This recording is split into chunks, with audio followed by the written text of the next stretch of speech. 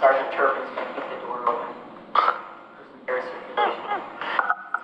Jared, can you keep that door open back there for a little air circulation? Because it's very warm in here. We got people wearing lots and lots of clothing besides me. So I've got multiple layers on, but you guys have on more layers than I do. Take some off.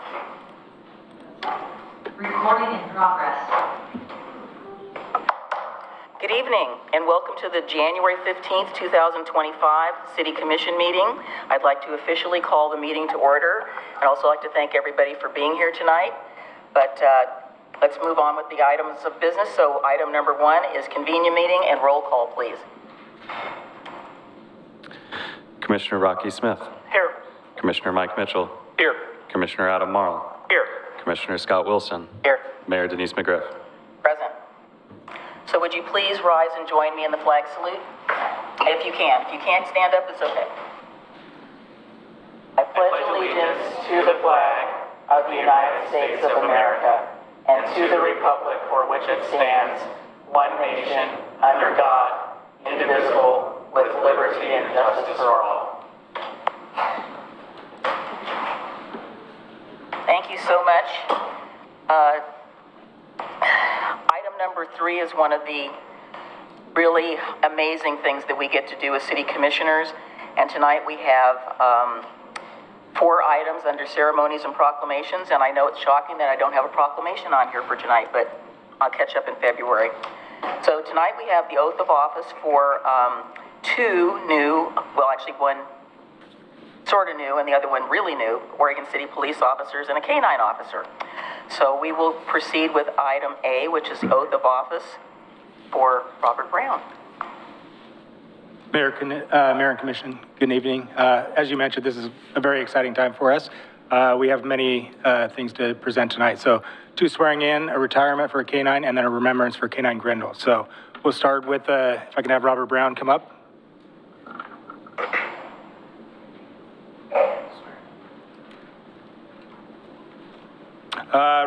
Robert grew up in Sacramento. He attended the University of Reno, Nevada, and is a U.S. Army veteran. Robert worked for the Portland Police Bureau, where he worked many assignments and most recently retired as patrol sergeant. Robert started with us on January 6th and will soon be starting field training. Robert brings a wealth of experience and knowledge, and we're excited for him to join our department. And I think you have some experience with this. Let's hope so. Okay. So I just get to say the first part. So basically, we start, I say I, and then you continue with the rest of it. Okay. So I, raise your right hand, sorry. I, Robert Brown, do solemnly swear that I will support the Constitution of the United States and the Constitution of the State of Oregon. I will abide by the Law Enforcement Code of Ethics and the department's rules and regulations while faithfully performing my duties as a police officer for Oregon City, Oregon. Congratulations. Thank you.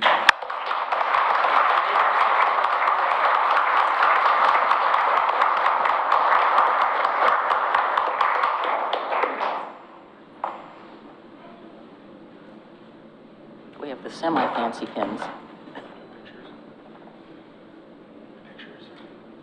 We should, correct, right? Yeah. Right, let's have a picture with our new officer, please.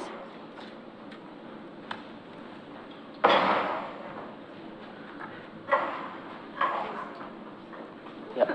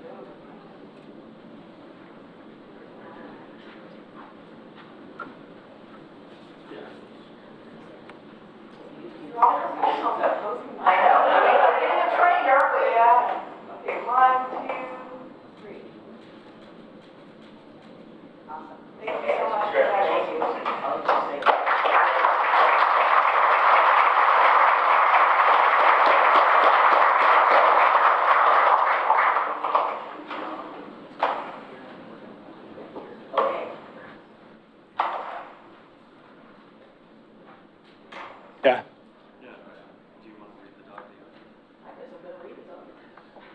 All right, next we're going to swear in Canine Coco. It's kind of a tradition we have for our canine officers.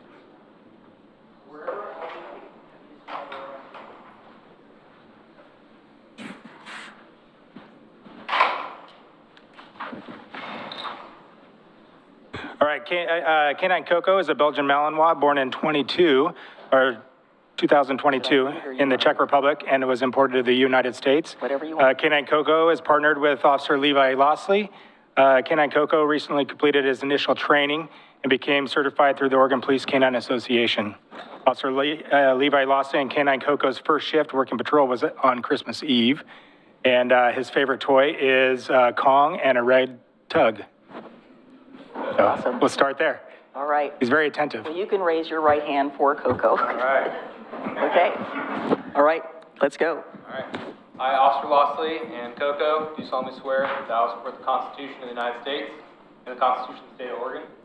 I will abide by the Law Enforcement Code of Ethics and the Department's rules and regulations, while faithfully performing my duties as a police officer for Oregon City.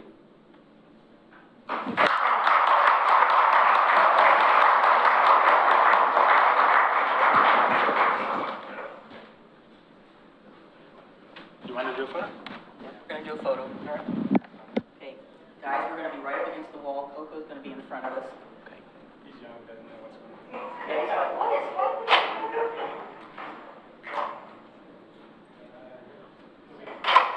Is that good?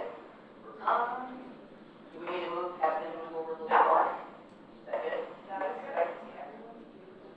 And Coco's beautiful face. And up close. 1, 2,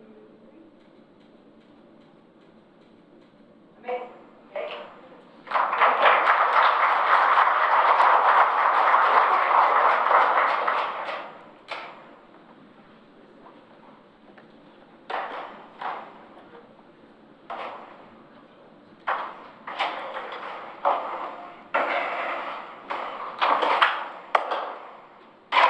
And next, Officer Shockley is getting Canine Slate. So they're on their way in. He did sign it.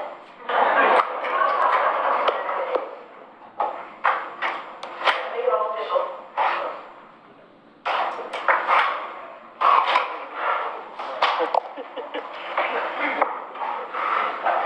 He's excited. All right. Tonight, we're honored to recognize Slate, Canine Slate, who recently retired. Canine Slate is a blue Belgian Malinois. He's born in the Netherlands. He was also imported to the United States. Canine Slate started with us in 2018 and is partnered with Officer Dan Shockley. Canine Slate has been instrumental over the past 7 years keeping our community safe and instrumental in tracking down and locating some very dangerous criminals. Slate kept Officer Shockley and all of our department members safe each and every shift while he was on patrol. Besides working patrol, Canine Slate did much more. He was a part of our community. During his time on patrol, you probably saw him at many of our events, including National Night Out, social media posts, and guest appearances. Notably, during COVID, Canine Slate and Dan did many drive-bys and attended numerous birthdays. Canine Slate retired from service on January 10th. But while we have Dan here, I also want to recognize him because he just recently changed assignments. Dan was instrumental in starting Oregon City's first canine program and became our very first canine handler. Dan has been a canine handler for 21 years and has had 2 other canines, Canine Titus and Canine Flint. Over the past 21 years, Dan and his canine partners have been an asset to our department and community, and they've faithfully served our community. Dan has been active with the Oregon Police Canine Association and was selected as a state certified trainer, where he has helped train and certify many canine teams across the state. Several of our local police agencies have used Dan to go with them to select their agency's canines. Dan believes being a canine handler is more than just being a handler. He saw the importance of the roles that canines plays in our communities and how our community connects with our canines. He is always actively promoting our canine program and our canines within our community.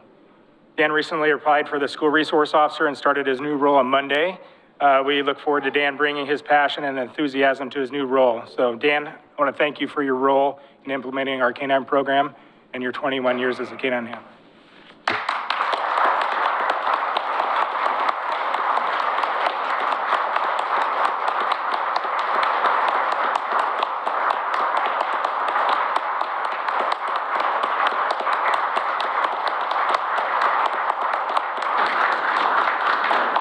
So I'm going to stay over here, so to read this. So this is a plaque we have for Slate for 7 years of service, 2018 to 2025, in recognition of your faithful service and dedication to the citizens of Oregon City, the department, and Officer Shockley. We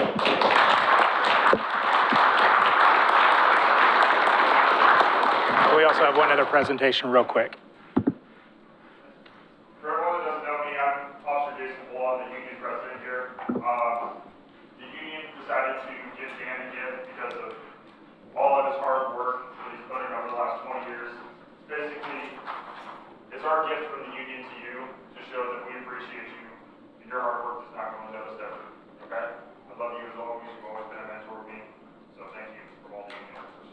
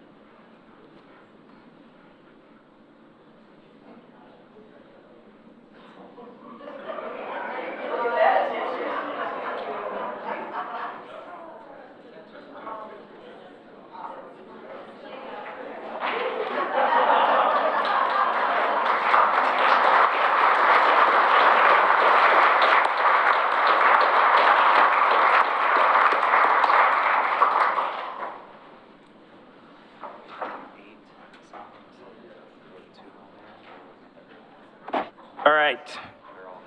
Officer Shockley's going to run Slate out real quick, and then we're going to talk about Canine Grendel. So if I could just have Officer Jason Pohl come forward, and if his family wants to join him.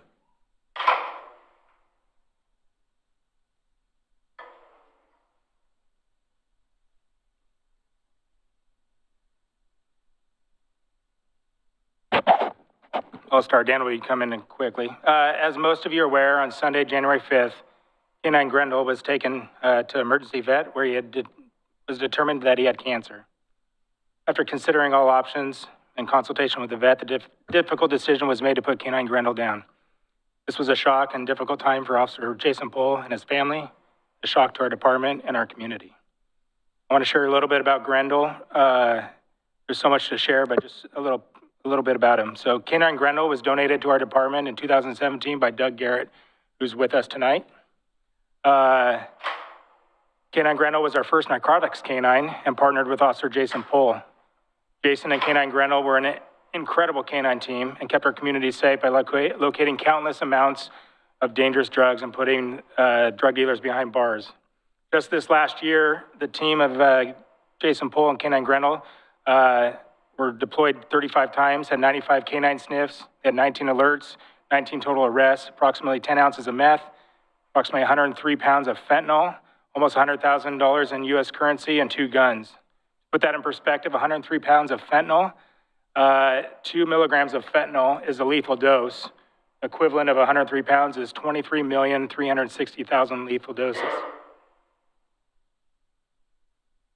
Without a doubt, Canine Grendel made a positive impact on our community. He not only helped keep Oregon City safe, he helped keep our metro area safe.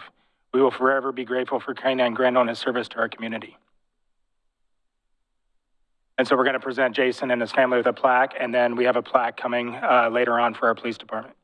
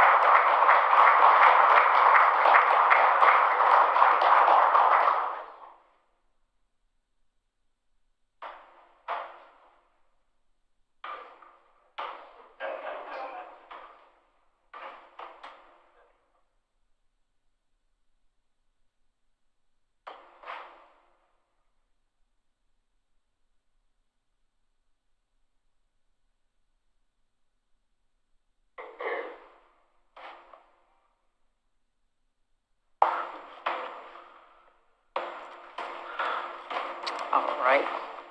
Thank you, everyone, for your, could feel just the love in the room. It's just really fantastic. So thank you so much, everyone who is here. It's hard to not start crying. But if you need to, we're just going to do it. We have item number 4.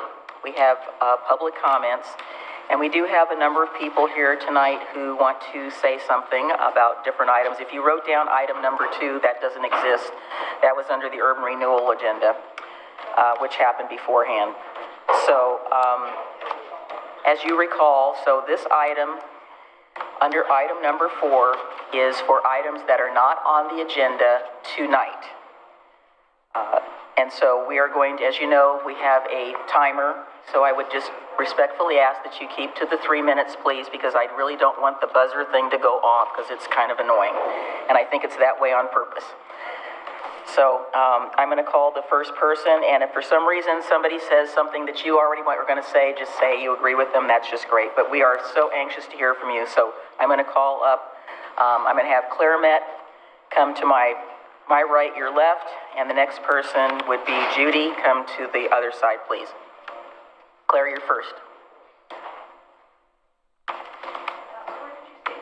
You're going there, she's going there. My right, your left. Thank you. And make sure that you talk, because these, we want to make sure people can hear. Just get it right up there. Okay, go. Do I stand or sit? Sit, thank you. Whatever you want. If you want to stand up, stand up. If you want to sit down, sit down. Yeah, we're all good. I didn't know I was going to be first on the agenda. Well, you're not first on the agenda, you're first under this item. So, Okay. Good evening. I come this evening to lend my support for the Canine Retirement Health Fund request. I participated in the Citizens Academy last year, where I learned a lot and now respect and appreciate all that OCPD does to keep the Oregon City safe. I also learned what an integral part our canine officers play in helping the PD, often experiencing injuries. They are at times the first line of defense. When they retire, they may have lingering issues from their canine duties. I collected 30-plus signatures on the petition asking for $15,000 to be allocated to help cover retired canines' upkeep and medical expenses. These expenses are often high and can be a heavy burden on their handler and his family. They usually cannot be adopted or fostered out because of their upbringing and training. And I ask that you please approve this general fund request. Thank you.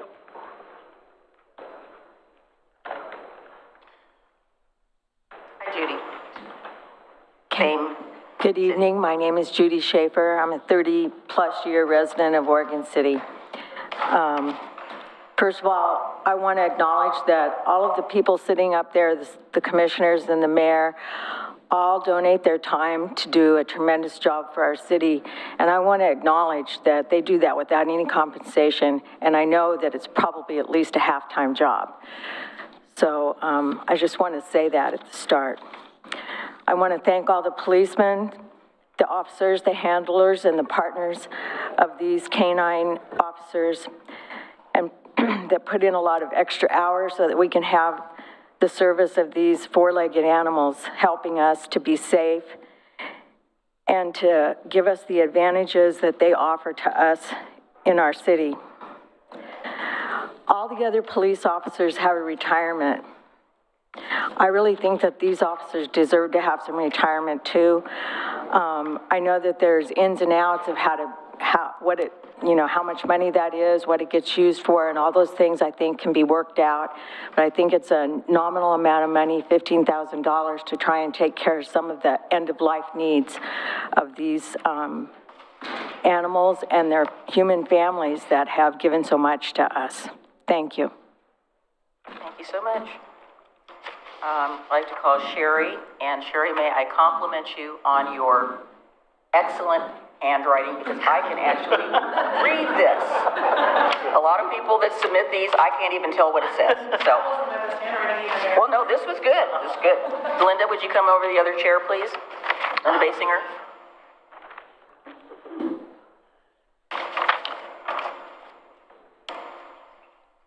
Here? Go ahead, Sherry. All right. Good evening, everybody. I appreciate the time you guys are all taking out of your schedules to be here tonight, as well as the roles that you play making our community a great place to live and work. My name's Sherry Atanaso, for most people who cannot pronounce that. I've lived here in Oregon City for over 18 years. I love this community, and I have the most respect and care for our Oregon City police officers and their staff. As you know, Oregon City's K-9 units serve a vital role in our city. They work alongside their handlers, protecting our city by assisting in drug detection, suspect apprehension, and they increase positive relationships between OCPD and the community.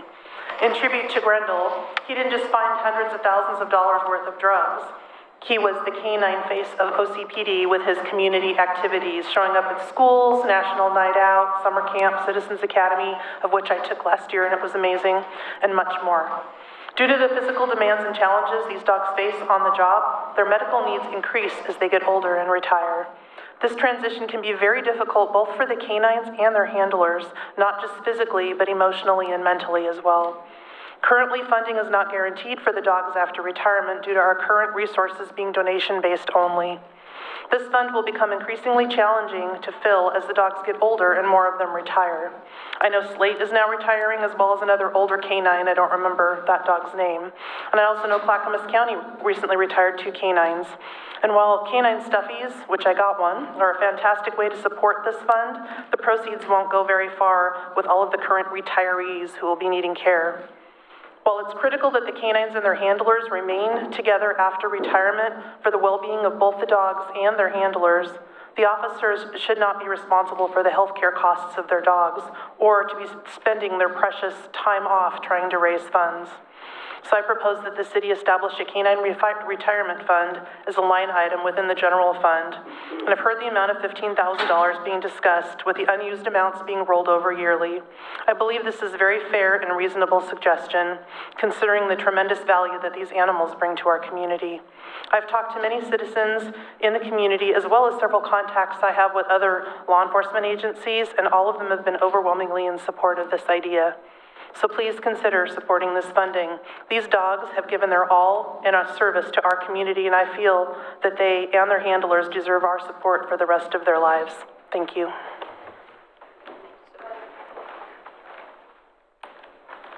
I'm Linda Basinger. Okay. I'm Linda Basinger. There's hardly a dry eye in the room. This is a very touching subject for all of us. The CIC had a presentation of this matter back in August, and the CIC voted unanimously for a letter of support to come to the city commissioners for funding this. These animals have saved lives, fortunes. They're service animals. What amount can we possibly give for service? Excellent service at a restaurant is what, 10%, 15, 20%? We're only asking for $15,000. Seems like a very nominal fee for the service that these animals have performed for us and continue to do for us. So thank you.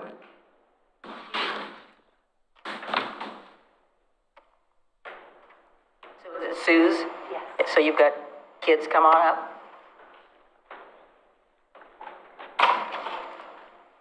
And again, if you are repeating the same thing, just tell us that you agree. Yeah, she can sit there if she wants. Okay, if you want to sit by yourself.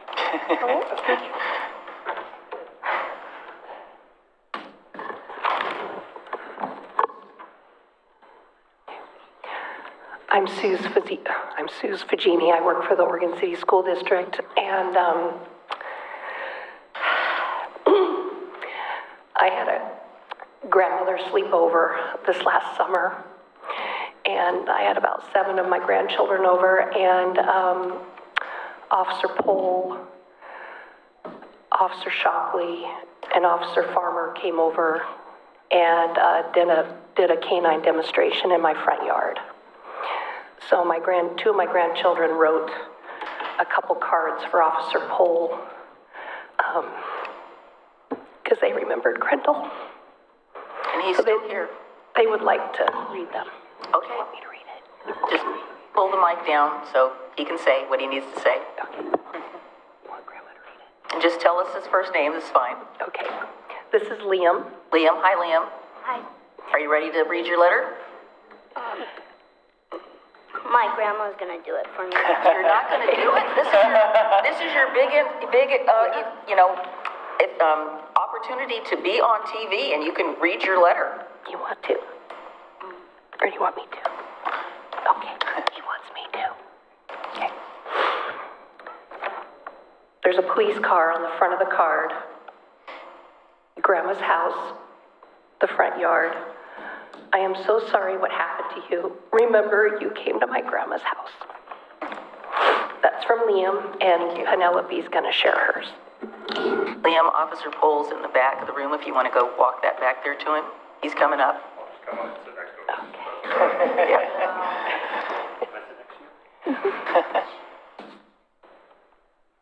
Okay, go ahead, Penelope. My name's Penelope, and I made a card for Officer Pohl. It says, Mr. Officer Pohl, I am sorry Grendel passed away. He was very lovely and a good dog. Love, Penelope Snow. Thank you.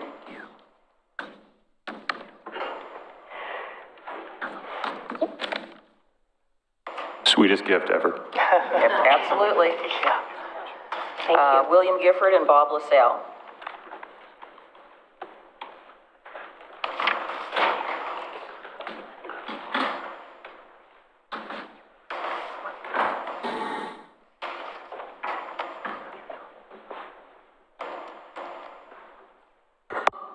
My name is William Gifford, and I live in Oregon City. My comments have nothing to do with dogs or police. But a couple of kudos. The first kudo is to Public Works, or whoever did the work. I don't know who it was, but as some of you know, my wife Joyce and I, when she's not teaching, walk up to the post office, usually every day. It's a couple miles, and we enjoy walking that sidewalk. But the other day we walked by, and there was a huge pile of broken glass right in the middle of the sidewalk. I mean, a big pile of broken glass. It was beautiful. It was blue. And where was that? It was on Molalla, by that diagonal street that everybody tries to beat the light at coming around around the gas station there. And I always have my phone with me, of course, and I like to use the app that used to be called OC Request, but it's now My OC, something like that. I don't know what it's called, but it's handy, and I took a picture of it, and I turned it in, and I got an autoresponder, of course, and then I got another nice note saying, thanks, the crew is on their way to clean it up. I happened to make a second run of the post office. This time I just drove because I was running out of time, and it was already cleaned up. I think less than 2 hours, and I just think that service is astonishing. I'm very proud of our city and how it takes care of things. The second thing is kudos to whoever put in this sound system. This is the best this room has sounded to me in a long time. And the mics are great, and the speakers are fine, and I like it very much. That's all. What's that? Hello, Mayor and Commissioners. My name is Bob LaSalle, and I live in Oregon City. I'm here tonight to advocate for a retirement fund for our canine police force. Our canine force shows us a sometimes undeserved loyalty, devotion, and dedication. They're loved and give us love back. They risk their lives when doing what they have been trained to do, and without even any hesitation. They don't question what they're commanded to do, they just do it. no matter the risk. We don't have to pay them any benefits. We don't have to pay them health insurance. We don't have to pay overtime. We don't have to pay into a retirement fund and any of the other costs associated with a human officer. All we have to do is care and feed for them and pay an occasional veterinary bill. What a cheap price to do is feed and care for them. What a cheap price for what we get in return. I'm asking that you provide for their care after they obtain a well-deserved retirement. All it costs is veterinary care and medication costs, and the human officers and their families will provide the love they so richly deserve.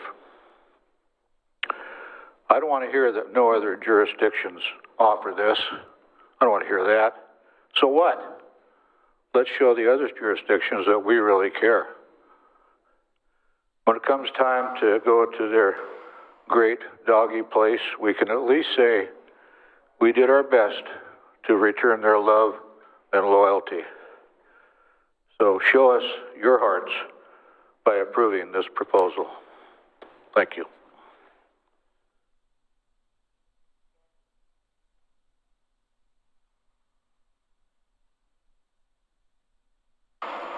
Jackie?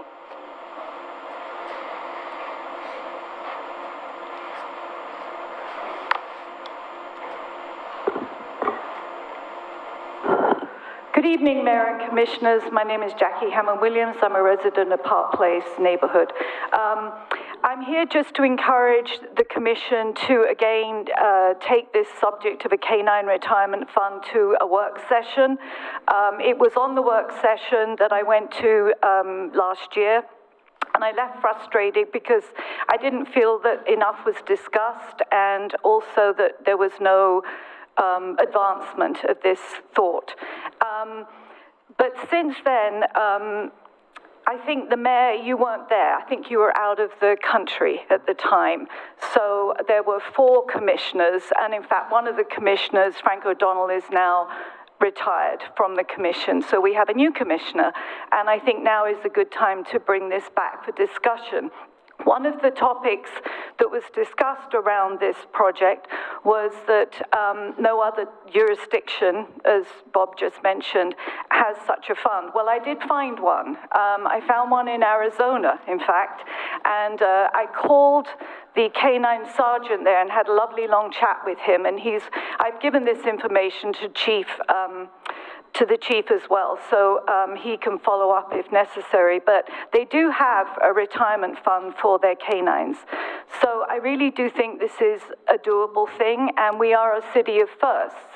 And I have heard through the grapevine that other PDs in the area are watching Oregon City, and if we can do it, then their canine officers will also agitate for their jurisdictions to their police departments to have a canine retirement fund. I won't go into all the good things the canines do, you know that. I've already done a talk in front of you, so I'll take my comments away now, but I really urge you to get this done and have a good outcome. As Bob said, these dogs give their all, and I think we should give them our respect and honor them, and their officers that take care of them. Thank you. You're welcome. Sean? Come on down. I don't know if I fit in this chair, so. That's okay. You go wherever you need to go. Okay. You have carte blanche. Okay. I'm Officer Sean Debler of the Gresham Police Department. I'm a master canine trainer with the Oregon Police Canine Association. I've been handling and training dogs for over 20 years. I'm actually the trainer of record for the Oregon City dogs. Officer Shockley got a hold of me and asked if I would come talk about this topic with you guys. I'm currently handling my 6th police dog, but I've trained well over 50 dog teams. And when you train that many dog teams, those dogs become yours. So I keep track of all those dogs over all the years. And I can talk about personally, like having one of my dogs get injured very early on and have to retire, and the burden that placed on the family that adopted them for several years afterwards. They never complained once, but it was tens of thousands of dollars for the rest of that, for the rest of that dog's life that they paid out of pocket for that. And, as his handler, I really appreciated that he never, ever suffered. He was treated very, very well. But the families that do take on our dogs, they do incur all the damage that we've done through, a dog's lifetime of work. And that can be a heavy cost on the medical side of things. No one ever complains about the dog food, but the bills and the medication, they really do add up.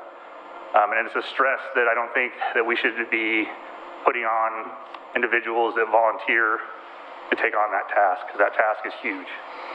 Caring for one of our police dogs and giving them the best life after their working lives, huge responsibility. And I would be proud if Oregon City was the first, okay, because everyone else would start to follow suit. Okay, it just takes one domino to tip, and we can really, really start to affect change in our state. I would also state that, Arizona has one agency. It's actually several bills have been pushed up through state legislatures all over the United States dealing with this issue. So it's going to happen. It would just be great if you guys were the first. Thank you so much, and thank you for, hey, please don't clap. Don't clap, thank you. Thank you so much, Officer Debler, for coming and talking to us and giving us some firsthand information. I just want to thank everybody for coming and talking about this particular topic. We will be taking this under advisement. We will not be able to be doing anything at this particular time. This is public comment. It's not on the agenda, but we will talk to our staff about getting this on a future agenda. So I want to thank everybody for coming in and appreciate you're here supporting not only our two-legged police officers, but our four-legged police officers and all of our staff. They all work very hard for us all the time. Thank you so much. So we're going to move on to item number 5. We have a presentation or a report, I presume, from the Into the Oregon Trail folks. So I see some of the board members are here, so I don't know who's speaking. I don't have anything in front of me. Have a vision. Okay, all right, so one moment, please.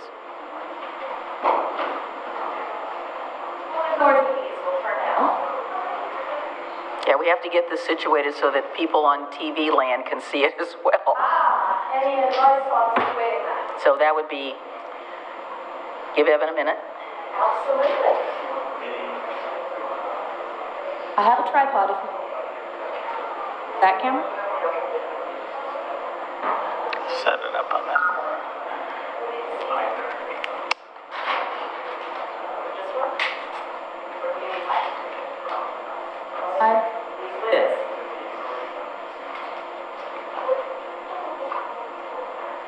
It looks like that came out of the archives because I've seen that before. It sure did. I've seen it before.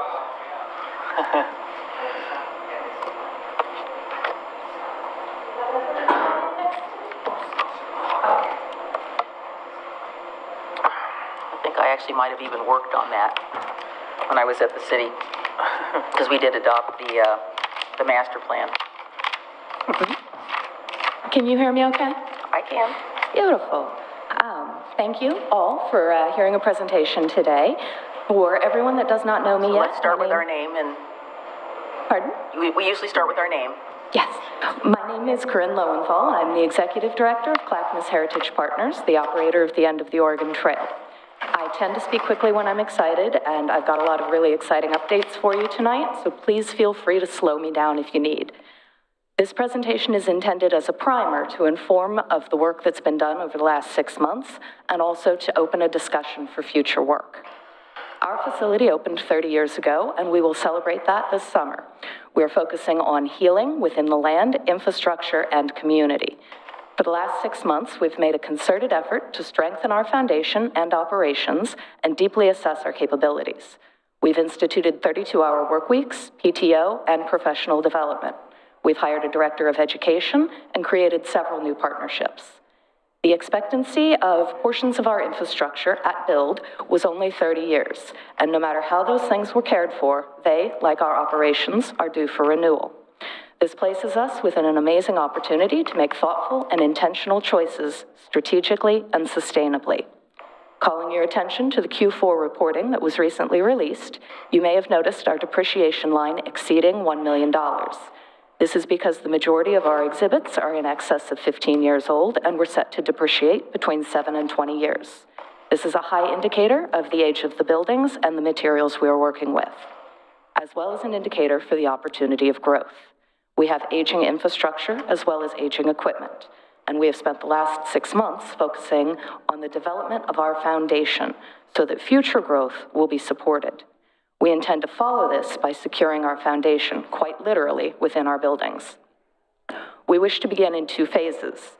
We wish to create usable space beneath the visitor center and administrative buildings. This will upgrade and support the buildings better than the current posts they sit on. This will provide exhibit space as we integrate the donation of the majority of the Curtis Trucking Collection, as well as new educational spaces. This exhibit would be available 365 days a year to anyone walking the Overland Trail at no charge, and we intend to finance the majority of this through grant writing and further donation from the Curtis family. This will help fully activate the backside of the property in preparation to reopen the Henderson deck to accommodate an exhibit focusing on the history of the indigenous population and with their relationship with the land, in addition to decking that would allow for a connection between Wagon 1 and Wagon 3, therefore bypassing the theater and allowing a better flow of traffic for building use. These things also connect through the future construction of a plank house, amphitheater space, and native garden by the Pioneer Garden. To assist in understanding the nature of the land and how we seek to improve and revitalize it, I would also like to briefly yield the floor to one of our most special partners, the Confederated Tribes of the Grand Ronde, who is represented by the Vice President of our Board of Directors, John George. Shlush Pulikli, good evening.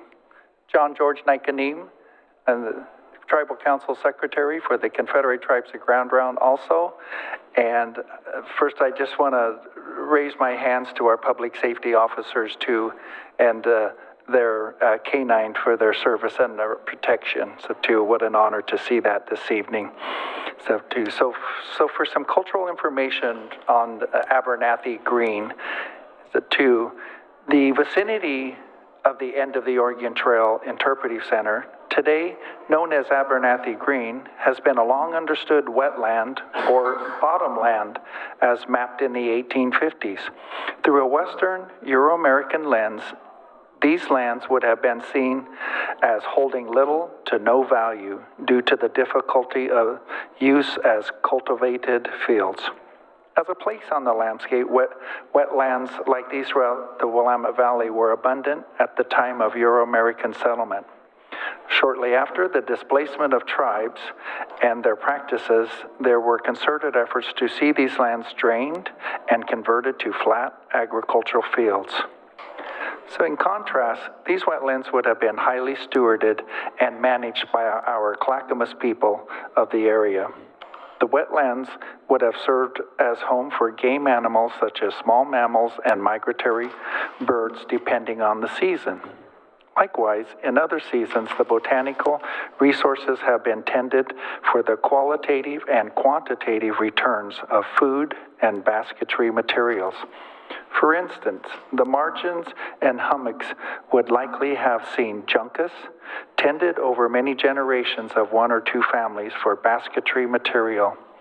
Elsewhere, native hazel trees would have been coppiced, pruned to make more branches to facilitate accessibility and volume of nuts and basketry materials. Some of the nuts would have enticed ungulates like deer and elk and other mammals to the area to be hunted. Beyond the specifics of individual species, the overall wetland habitat would have been readily recognizable from higher elevation view sheds, ensuring people understood where they were and what paths would lead home. And so then the closest villages we have to the end of the Oregon Trail or Abernathy Green really are around our acquired property at Tumwater Village or around Willamette Falls.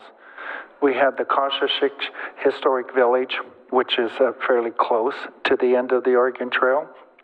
And on the westland side, we have the Charkawa, and so to historic village over there, just over there by Moores Island and stuff there. So I raise my hands to Mayor McGriff and commissioners here this evening, and Hayumasi, and in our language means many thanks to you, and for this opportunity to present Abernathy Green through a cultural lens. So, thank you. Thank you. Thank you, John. Our excuse me. Our partnerships are strong, and I'd like to recognize all the other folks that are here today, both digitally and in person, specifically to hear me talk about these things. It has been a buzz of energy for the last 6 months, and 30 years ago, it was evident that there were similar strategic choices. The lovely drawings on display today were created at that time. There has always been an intentionally planned second phase. While the majority of that envisioned space exists to the north section of our parking lot, which is not land we currently own, many of these ideas have already been pulled into our current position. Note the visitor center in that space that was later constructed next to Wagon 1. The remaining ideas can also be incorporated into our current location without the need to expand the ground we sit on. As the area around us grows and develops, I want to help encourage that by focusing our upcoming growth within our current borders, to fully activate the land the center sits on. This will encourage growth and investment around us. In 2019 and 2020, we were ranked number 95, and last year, number 87 in the best destinations of Oregon. They did not produce rankings during the pandemic. This year, we came in at 57. This is a testament to the work that's been done in the last 6 months. In 2024, we served over 23,000 visitors, 20% of whom came from overseas, 1,100 of which came from our free passes provided through the library system. We serve most and soon all of the public schools in the area, and public schools come from as far away as Sisters and Bend to learn about the history of this site. 30 years ago, the facility opened to tell the history of what happened at the end of the trail. A space to remember a journey of industriousness, ingenuity, and will. In this time, it has experienced devastating floods, windstorms, financial crises, and a global pandemic. It's still here, because it hasn't finished telling its story. And as we enter our 30th year, the change is not about the space, it's the people. Great strides have been made, and we now have the opportunity to truly fulfill our mission, to preserve the heritage, educate the public, and interpret the history of the Oregon Trail, Clackamas County, and Oregon City, the western terminus of the Oregon Trail. This has been a concert venue, a museum, a historic site, a ball field, a landfill, a floodplain, an encampment of immigrants, the Greenpoint neighborhood, and so much more. As we enter our 30th year, it's time to look back at those first human memories, and it's time to remember the villages, our community. This place has been so many things, but through it all, there is a theme. This is a place that people gather. Interpreting the stories of the places that are require interpreting the stories of the places that were. We are entering a time where we are immediately recognizable to a vast population based on a computer game that nearly all of us remember playing in school. A game that is soon to release as a live-action movie. We all know that in the time the game was developed, the interpretation of the history was not as nuanced. We have the opportunity to correct misconceptions, deepen relationships, and help lift the stories that have not been told of the people who existed in this space. To do so, we have also engaged with Matthew Reynolds Consulting to ensure that we tell the stories of these, stories in the voices of these communities, and that we show proper respect for their history. This is a historic place because people have gathered. This is a community space, but cannot exist as such without understanding why it's a community space. It is a historic place, but it cannot exist without continuing to engage the community. This is a place that people will gather regardless of the infrastructure that exists. And the only authentic way to empower this space is to ensure both the community and the history are served. Not one can be selected over the other. Any choice that could be made regarding this land will involve money, And later this evening, you'll hear from Parks about some of the funding that we seek to address site accessibility. The most sustainable and financially resilient buildings are those that we refurbish and renovate, not ones we tear down. This is Oregon City, and we pride ourselves on our history and on our preservation. We do not tear things down. We lovingly devote ourselves to saving them and making them better. For the end of the Oregon Trail, Clackamas Heritage Partners, and the City of Oregon City to invest in this space, it is critical that we fund feasibility, design, and drafting. 30-year-old drawings won't cut it. I would like to ask the city to invest in this next biennial budget cycle. This investment will pay dividends for decades to come if we do so thoughtfully, intentionally, strategically, and sustainably. This is the 30th anniversary of opening a site dedicated to telling a specific story, and over the last 30 years, just shy of 1 million people have supported the intentions of this facility through their visits. I would like us all to work together through honesty, transparency, and a true authentic desire to continue to tell that story and to tell it better. As we enter this vibrant moment, we're focusing on the theme of healing. Healing the land, healing the story, healing the relationships, and healing the community. The board is investing, the staff is investing, our partners are investing, and the community is investing. We would now like to ask you to invest. CHP intends to build out in specifically planned projects that build upon each other, supported foundations to house exhibits, community spaces to activate the site, and a deep exploration of the stories we tell. We are not alone in our desire to better the space. Multiple donors have already stepped forward. Grant writing is in full swing, including a recently awarded grant from Clackamas County, and the community has expressed deep support. Please invest with us in this next budget cycle. Let us help grow Oregon City in the international spotlight. Help us deepen the relationships within the city and help us honor and support our community, history, and heritage. We would like to request that the city make this concerted effort to budget needed upgrades in the next biennial cycle. And with such, CHP can leverage its nonprofit status for funding. Many funders will not cover deferred maintenance or design, and this is specifically applicable with our siding and HVAC systems. With the city's consideration of funding for these items, CHP can leverage that into additional funding. We would also like to ask the city to budget for design, engineering, and drafting so that we can provide these needed materials in funding requests. We stand at a crossroads of growth and history. Our partnerships are strong and our vision is solid. I invite those who have not received a vision tour of the property to reach out offline and schedule one. I know Rocky and Tony have both had the pleasure, and I know they've been speaking with you about the possibilities. As I finish my time with you today, I would like to take a moment to let the entire community know that we have heard their biggest request. We are approaching this intentionally and strategically. We are actively arranging to clean and repaint the hoops above our building in the coming year. With the support of the city in the next biennial budget to handle the needed upgrades beneath these hoops, we will be in a position to return the bonnets.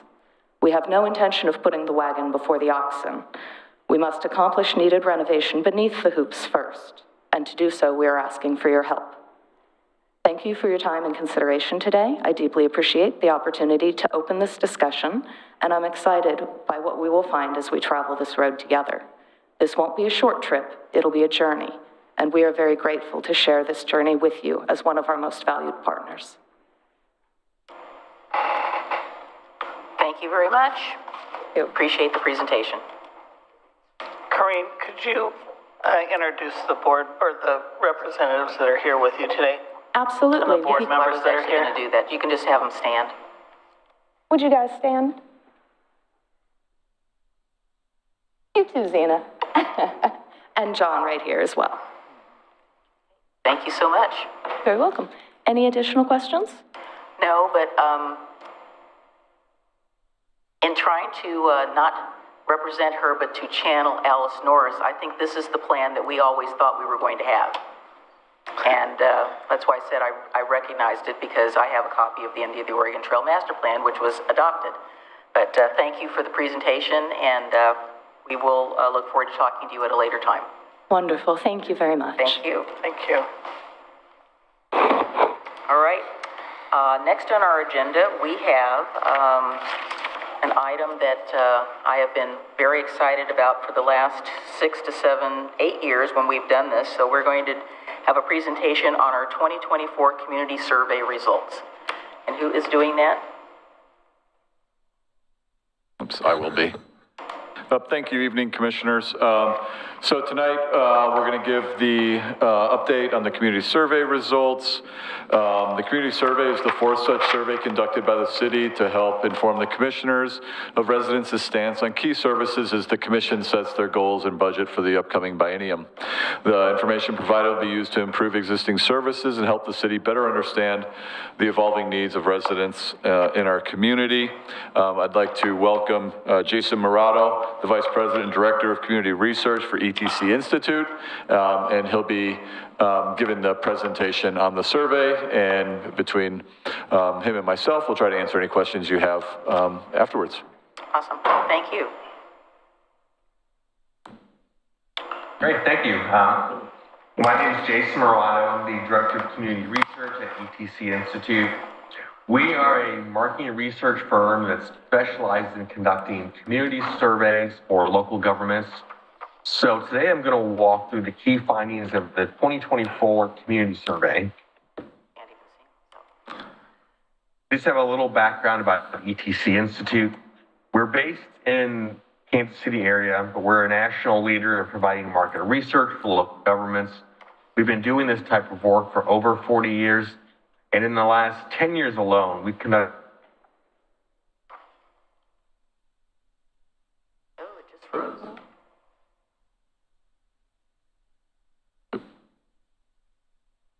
This is just an overview of what I'll go through today. I'll go over the purpose and methodology of the survey.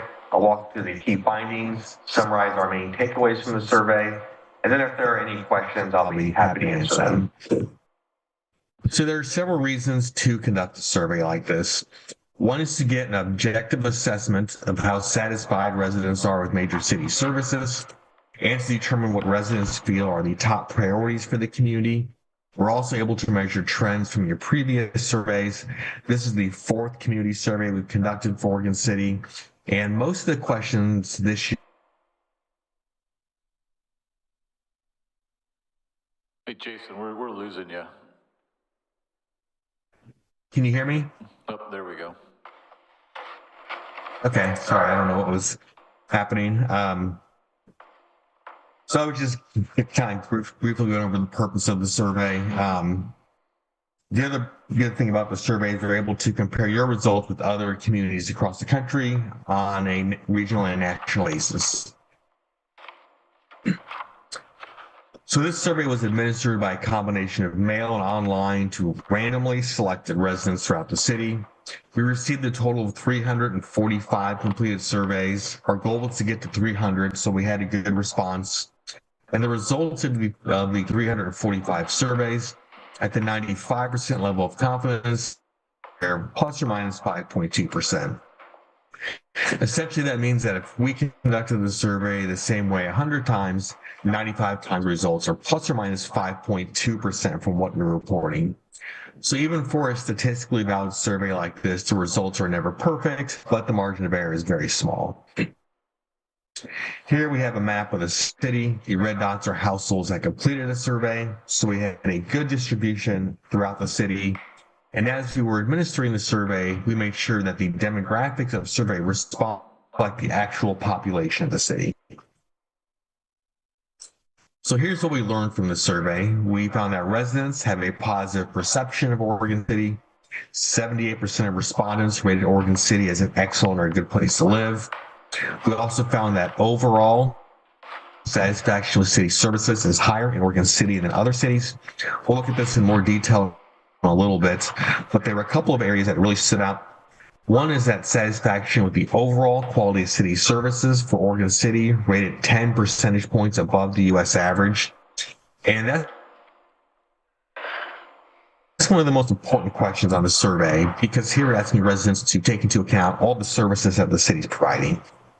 And then one of the areas where Oregon City rated the farthest above the U.S. average is customer service provided by city employees, where Oregon City rated 26 percentage points above the U.S. average. Overall, the satisfaction ratings this year are similar to they were in your previous survey. The previous survey was conducted at the very, very beginning of 2023, whereas this was done at the very end of 2024. So there's almost a 2-year gap between the two surveys. And the top overall priorities are maintenance of city streets and traffic congestion, parks, trails, open space, and recreation programs, economic development, and police services. So first we'll look at some general perceptions that residents have of the city. Here we ask residents to rate their perceptions of the city in a number of different ways. You can see the dark blue are ratings of very satisfied, the light blue is satisfied, the gray is neutral, and we interpret neutral as average or meeting expectations. It's a rating of a 3 on a 5-point scale, so it's not a bad rating. And then the pink are those who are dissatisfied or very dissatisfied. So overall, the positive ratings outweigh the negative. If you look at the top of the chart, you can see the majority of respondents overall feel safe in Oregon City. If you look at the second row down, 59% of respondents are either very satisfied or satisfied with the overall quality of services provided by the city. And that's compared to only 6% who are dissatisfied. So you've got almost a 10-to-1 ratio of those who are satisfied versus dissatisfied with the overall quality of city services. You can see the lowest rated areas are related to growth and development, and that's typical for a fast-growing community for growth and development to have lower satisfaction ratings. Here's some more perceptions of the city. If you look at the top of the chart, you can see most respondents rate Oregon City as an excellent or a good place to live and to raise children. This was the very first question in the survey. Here we asked residents how satisfied they are with major categories of city services. So here we're asking residents to rate these areas at the big picture departmental level. And then later on in the survey, we asked about some more specific areas within some of these categories. So once again, the blue are the positive ratings, the pink are the negative, the gray are a rating of 3 on a 5-point scale, so average or meeting expectations. And you can see that overall the positive ratings far outweigh the negative. If you look at the top of the chart, the highest rated areas are public library services, police services, parks, trails, and open space, sewer services, customer service provided by city employees, and water utilities. There were only 2 areas where more than 30% of residents were dissatisfied, and that one was streets. But even for that, you had far more positive ratings than negative when it comes to streets. And then 35% were dissatisfied with economic development, which is similar to previous surveys and also similar to what we've seen in other communities across the country. We also found that residents have had very positive interactions with city employees. For those respondents who have contacted the city within the past year, which was a little over a third of respondents, we asked them to rate their interactions with city employees in a number of different ways. And you can see that most respondents gave high ratings to city employees being courteous and polite. Most feel that employees did what they said they would do in a timely manner. Most residents felt that employees gave prompt, accurate, and complete answers to questions and helped resolve residents' issues to their satisfaction. Here we have a map of the city, and we broke the results out by census block group. So these are fairly small areas, and this tells us if residents in different parts of the city have different perceptions of the city or rate services differently in different parts of the city. This map shows how residents feel about Oregon City as a place to live, and you can see the entire map is blue, and there are also a couple of areas in dark blue, which is the highest possible rating. So anytime a map is completely blue like this, it means that residents in all parts of the city are satisfied, which for this question means that residents in all parts of the city feel that Oregon City is an excellent or a good place to live. I mentioned earlier that overall satisfaction with city services is higher in Oregon City than other cities. On this chart, this is for major categories of city services. The dark blue line are Oregon City residents who are either very satisfied or satisfied. The light blue bar are the satisfaction ratings for residents from all across the United States. And the gray bar are the satisfaction ratings for residents in the Northwest region, which includes the state of Oregon as well as nearby states. And this benchmarking data is based on a national survey that ETC Institute conducts with about 10,000 randomly selected residents all across the country every 1 to 2 years. So I put blue arrows by the places where Oregon City rates significantly higher than both the regional and national average. And by significantly higher, I mean you rate 5% or more above the regional and national average. There aren't any areas with red arrows. If there were, that would mean you're significantly below the regional and national average. So in several areas, your ratings are similar to other communities, but you can see there are 7 areas where Oregon City rates significantly above other communities. That includes public library services, police services, sewer services. I mentioned earlier, one of the areas you rate the farthest above the national average is customer service provided by city employees. You can see you have a 65% satisfaction rating. Both the regional and national average are just under 40%. Another area where Oregon City rates significantly higher than other communities is the overall quality of services provided by the city, as well as the city's recreation programs and the overall effectiveness of communication with the public. So overall, the satisfaction ratings are similar to your previous survey in 2023, which was actually almost 2 years ago, because that was in very early in 23. This was done very late in 24. This chart again is for major categories of city services. The gray bar are the satisfaction ratings on your last survey. The blue bar are the satisfaction ratings for this year. So you can see in a lot of areas, the ratings are similar this year to the last survey. There were 2 areas that have had a decrease in satisfaction, more than 5%. That's sewer services and then water utilities. Now, we did see, though, when we compared your results to other communities, that you still rate far above the regional and national average when it comes to sewer services and water utilities.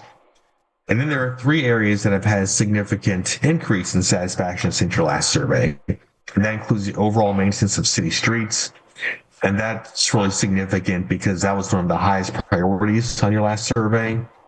And then you also have had big increases when it comes to enforcing codes and ordinances and the overall quality of the permit process. So now we'll take a look at top priorities. We saw earlier how satisfied residents are with major categories of city services.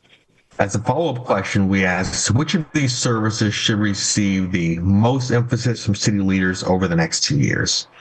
So you can see the top priority is the overall maintenance of city streets.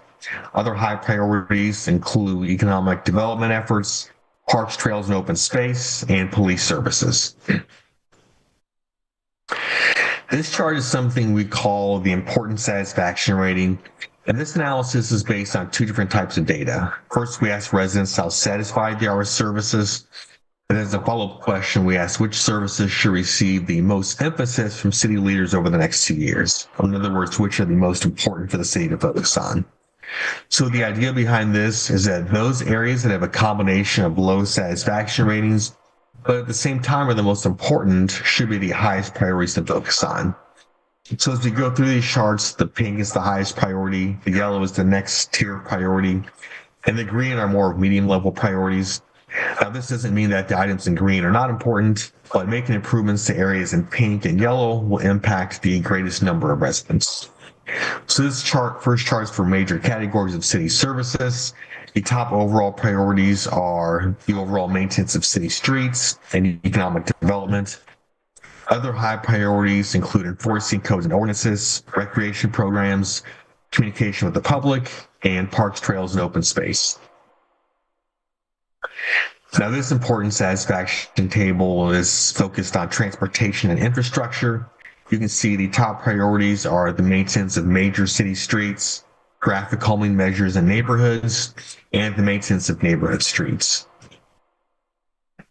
When it comes to code enforcement, the top priorities are enforcing the cleanup of litter and debris on private property and enforcing codes designed to protect public safety and health.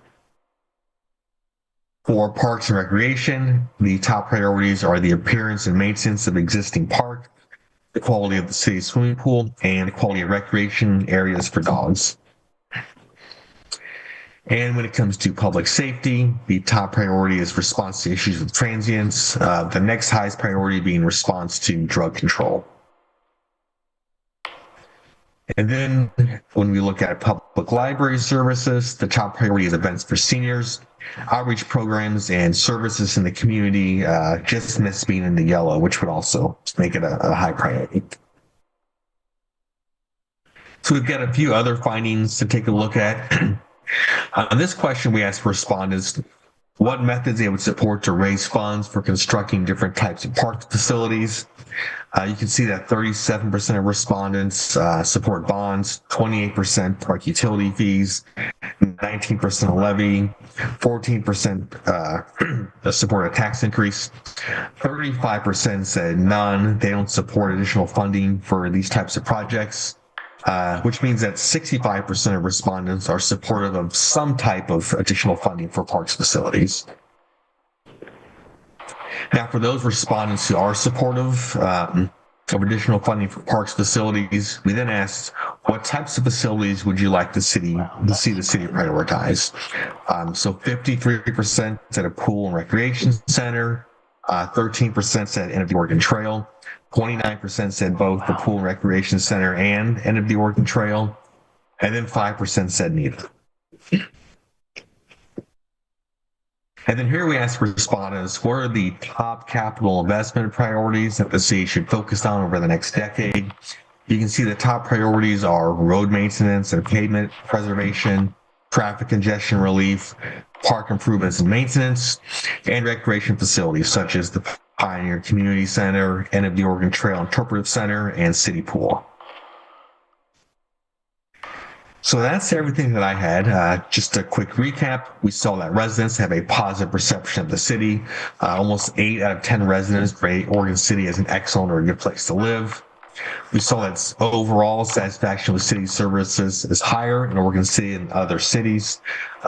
There are a lot of examples of that, but a couple of the areas that really stood out were the overall quality of city services and customer service provided by city employees. Overall, the satisfaction ratings this year are similar to the survey in 2023, and that's a good thing because most cities have had an overall decrease in satisfaction over the past couple of years. So the fact that your satisfaction ratings are similar to your last survey goes against the trend that we've been seeing in a positive way. And the top overall priorities are maintenance of city streets and traffic congestion, parks, trails, open space, and recreation programs, economic development, and police services. So with that, if anyone has any comments or any questions, I'll be happy to answer them. Gentlemen? Go ahead, Rocky. Could we go back to that pie chart with the pool and the end of the Oregon Trail? Sure. Yep. This really surprises me. And I think in a good way. I mean, we talked about whether we wanted to have a question. Yes.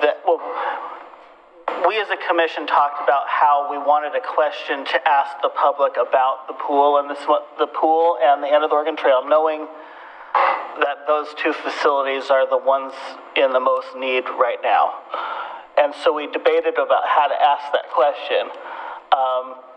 And in my mind, it was a no-brainer that the community would say the pool is important. What surprises me here is 13% say end of the Oregon Trail, and 29 said both, which is surprising to me. We've had this conversation at CHP meetings about whether or not the community would state an interest in supporting that facility, and that shows a lot more than I thought. And of course, we're just talking about these two facilities alone. Right. We didn't open up to everything else in the community, but I think that's a good sign in terms of, the importance of that facility itself, the end of the Oregon Trail. We know the pool is important. We've known that for a long time. But I think that comes, I guess the reason it doesn't shock me in some ways is we know that is become an event venue right? The end of the Oregon Trail is the site for concerts in the park and other events, which we've been told by the community are top priorities in terms of the events. So I think this is a pretty interesting diagram here, and I'm a little surprised by it. I'm happy by it. I think it gives us a good incentive to think about, you know, the end of the Oregon Trail and the pool at the same time. So that's a good sign, I think. Next.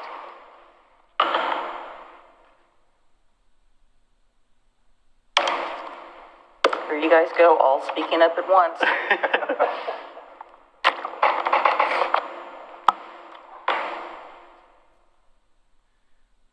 So my thoughts looking at this, and again, this is the first one I've seen. I'm just kind of curious with the response rate. We had 345 residents completing the survey, which to me seems abysmally low. And I'm just kind of curious if, you know, communities of similar sizes, what kind of response rates we're getting, and, you know, of course, wanting to make sure that this survey reflects the community as a whole and not 345 residents. Right. Sure. Our goal was to get 300 surveys, which is a typical sample size for a city the size of Oregon City. So 345 is a good response. It's higher than what we even were hoping for. There are two things that have to happen in order for results to be considered statistically valid, which means that even though it's a relatively small sample, it does represent the entire city. One is that households need to be selected at random to participate in the survey, so that way the results can't be skewed by, special interest groups or just only one, particular type, of group or part of the city. And then the second thing that has to happen is that the demographics of survey respondents need to reflect the actual population of the city.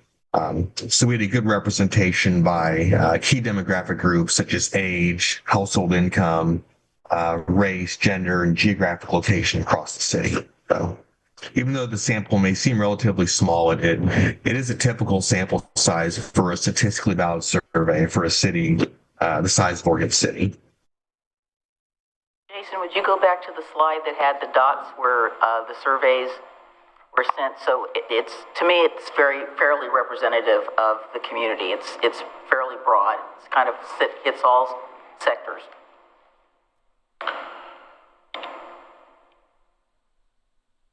Yeah, I think, the areas without the red dots are non-residential areas. And this is a similar distribution as we've had to your previous surveys. So I definitely think that this really represents the city well. I only see one little area like right in there, but that's a really small. You want to say anything? Sure. I just want to commend the work that was done and put into this. I saw it pop up on my social media feed several times, and I think that I'm really happy by the response that was received. I think to Commissioner Wilson's point, I mean, it's the exact same reason why in swing state polling of millions of residents, you've got a sample size of 1,000. So I'm really pleased with the response, and to know that residents are feeling positive about the community that they live in.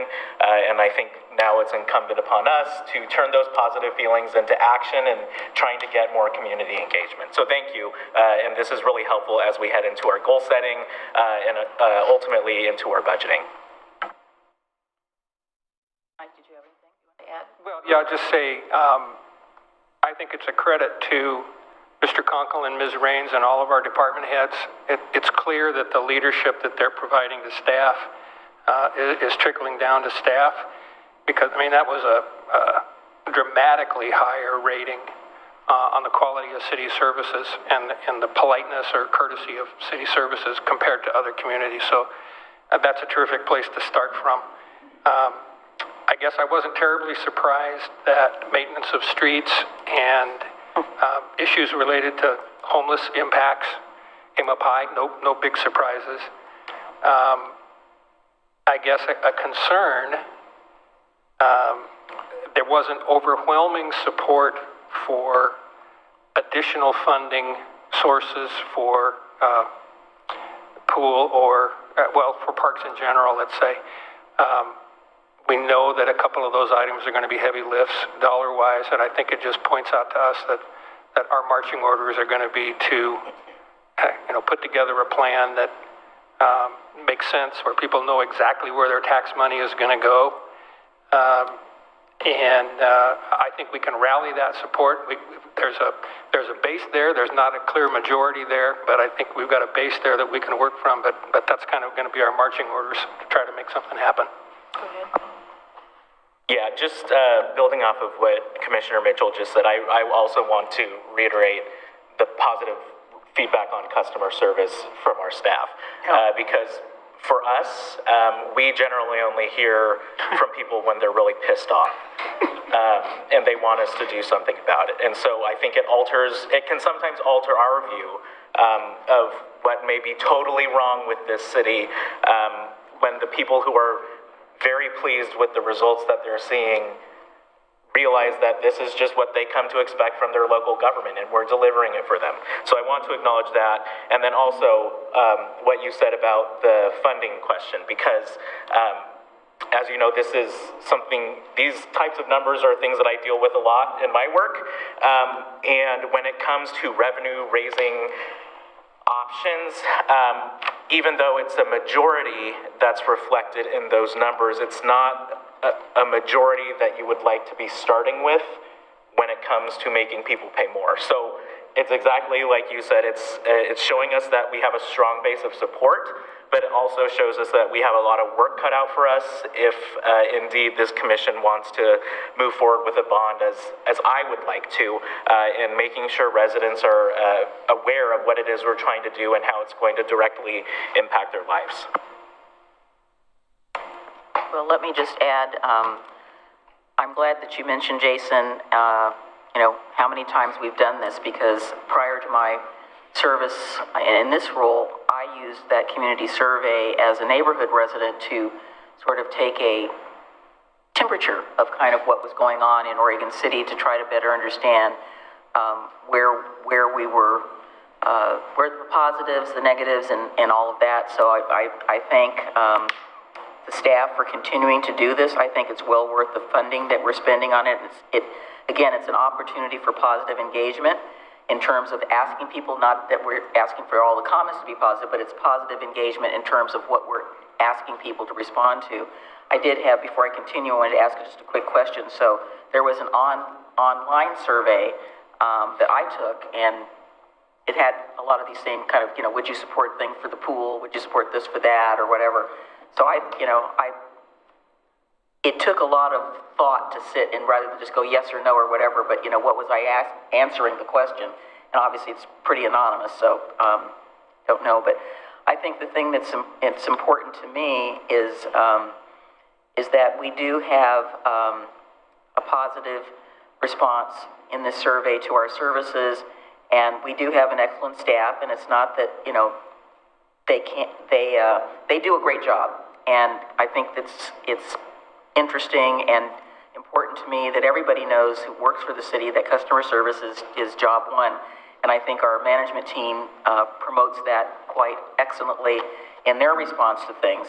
But I think too, in terms of, we asked 2 years ago a question about parks and would people support some sort of funding, and we did get a very positive response to that about our parks. And I think the thing that we're going to need to do is basically help people understand that we have been paying Peter for a really long time, and now it's time to pay Paul. We have put things together with shoestrings and bubble gum and anything else that we have, and we have a parks master plan to give us a guide to help us navigate this, but we also have a facilities plan. It's not only the pool and the end of the Oregon Trail Center, our Pioneer Community Center. The library just got, some nice upgrades. We have this facility, but that doesn't mean every facility that we have is up to where it should be to support the population that we have in Oregon City.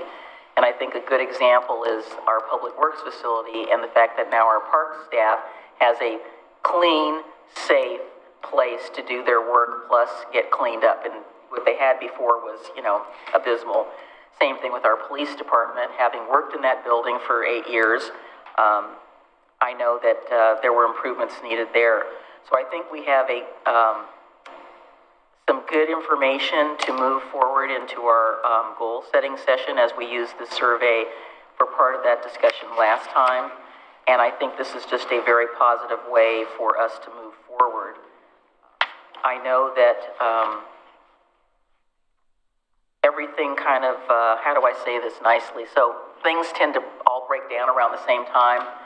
So there are other infrastructure issues that are going to be coming before this community, not only our community, but communities all over this region that are going to be looking at those same things. So we have to just be patient. I thought it was interesting, however, that we were asked to make sure that our streets and roads were maintained, but we also want traffic control and less congestion. So some of that is a little contradictory, but you know, we can sort that out. Is there anything else for this, Tony? Okay. I think it was a lot of good work, and thank you, Jason, and thank you, staff, for working on this as well. And let's move on to the consent agenda, and then we were going to take a quick break. So we have item 7. Everyone. We have the consent agenda. Thank you. Thank you. And is there anything on here people want to talk about or further? Nope.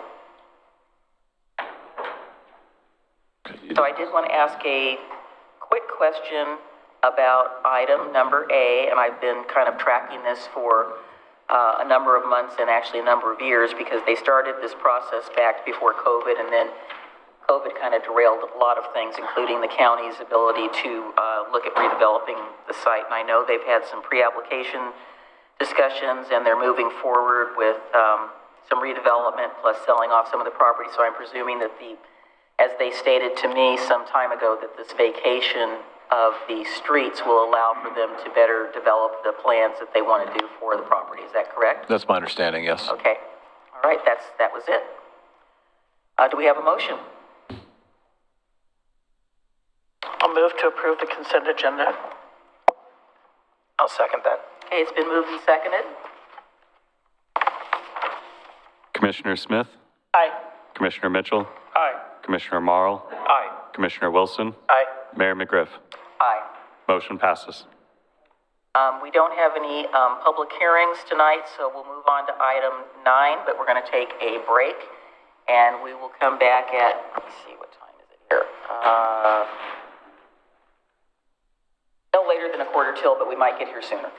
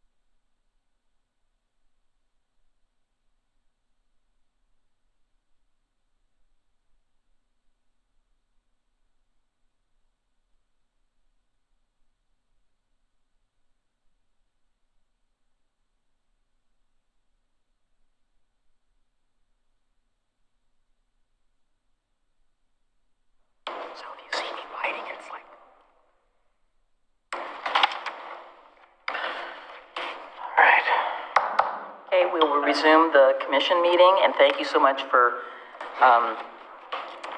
bearing with us. I have a boot on my foot, and after a while, my leg just gets really tired of being in that position, so I have to move it. We have on our agenda, item number 9, we're going to have it's general business, and it's regarding the McLoughlin Promenade update, and I want to turn this over to Assistant City Manager Alex Rains. Yes, Mayor and Commissioners, thank you for letting us have some time to speak on this topic this evening. And we're not hearing you. At least I'm not. Is that better? Nope. No, I don't know. Is this one not working? Okay, is that better? All right. So last summer, you asked staff to go ahead and reach out to all of the property owners that had encroachments onto the McLoughlin Promenade. The end goal being that you wanted to turn the McLoughlin Promenade into a charter park, and were instructed to deal with and address any encroachments prior to that designation. We went ahead and drafted an encroachment license agreement. We reached out to the property owners as instructed.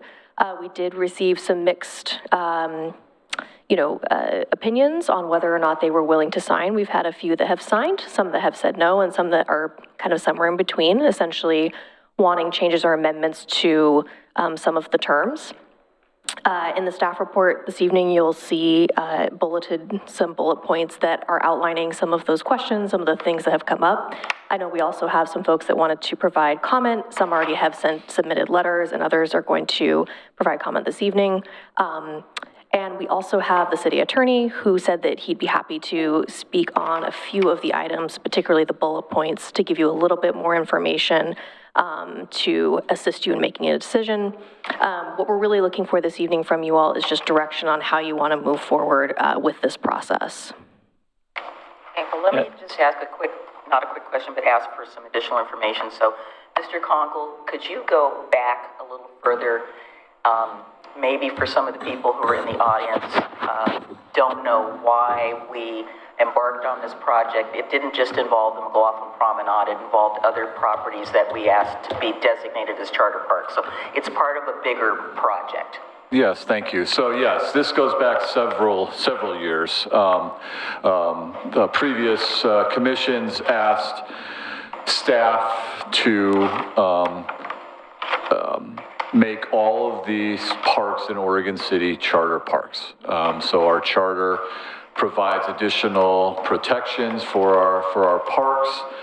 There were a handful of parks that were originally identified as charter parks or natural parks in the charter. And so once we were asked to do that, we began that process of identifying parks, whether that be by meets and bounds surveys, tax lots, legal descriptions that we had on hand, and then bringing those to the commission over the years to adopt them into the charter as charter protected parks. Eventually we got down to the ones that weren't as straightforward as a vast majority of the ones were. And we're talking up, 30, 40, 39, 42 parks, somewhere in that era. Could you just list a few of them just for the public's information, just a few that are now charter parks? Well, yeah, I mean, I guess it'd be every park other than John Storm Park at this point, and there's one little tiny park in Rivercrest. But yeah, when we talk about Clackamas Park, the open space above Center Street, the upper yard by Waterboard Park. Waterboard Park was already a charter park. John Storm Park. So just, as we worked our way through all the parks in our community, Chapin Park, some of the smaller parks, we've all now been designated as charter parks. So then there were a couple, a designation with a charter park does mean there are certain things that the commission cannot do without approval from the voters, such as selling a park or in certain cases, leasing the park for a business use. So that was one of the discussions about where Sportcraft is located. It didn't quite fit into a charter park while still being allowed to use a commercial use through that property for the benefit of accessing the river. And then we also just had the vote on Clackamas Park to allow for the sewer line. Yep, as well as the I-205 bridge expansion. Right. Correct. So both of those did go to the voters because they had the charter park protection in place. And so, there were a couple of remaining ones that had some things we had to work through, and then one of these is the McLoughlin Promenade, and one of the things that we identified, because we did the survey of the property, just because of its unique location, its historic uses, you've got a lot going on in that park, whether it be utilities, underground utilities, overground. You have rock wall fencing protection of 99E that's actually connected up on top. And then through the survey identified, encroachments that have happened over the years and decades into McLoughlin Promenade. And so this was really trying to figure out what are the ways to address those encroachments prior to designating it as a charter park. Really what we want to try to avoid is, let's just say we've got to get in there and do some work on the rock protection fencing, right? We want to acknowledge that can happen, and improvements to that can be made without going to a vote of the people, right? That really seems like a pre-existing condition of that park.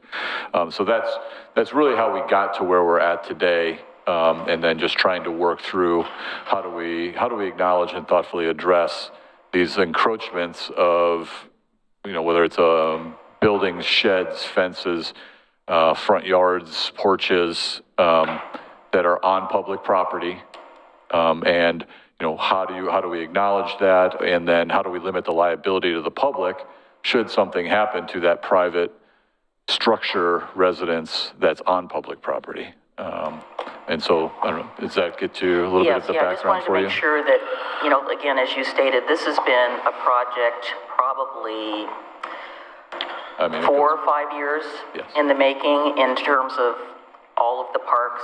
And this has been something that was not only originally recommended or had us look at it from the Parks and Recreation Advisory Committee, but the Oregon City Parks Foundation asked us to take a look at this, and then we had a lot of outreach from the community about making sure that we protected our parks.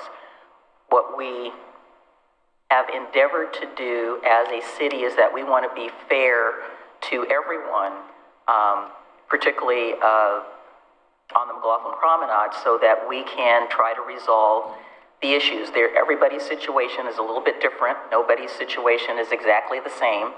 But we want to avoid things like people burning brush in the public property, which happened a couple of summers ago, which was unfortunate. But we did do the survey, and I remember that the survey stakes were up for quite a long time, and we had a big flurry of people come in and say, what are you doing? What is this? Why are these stakes here?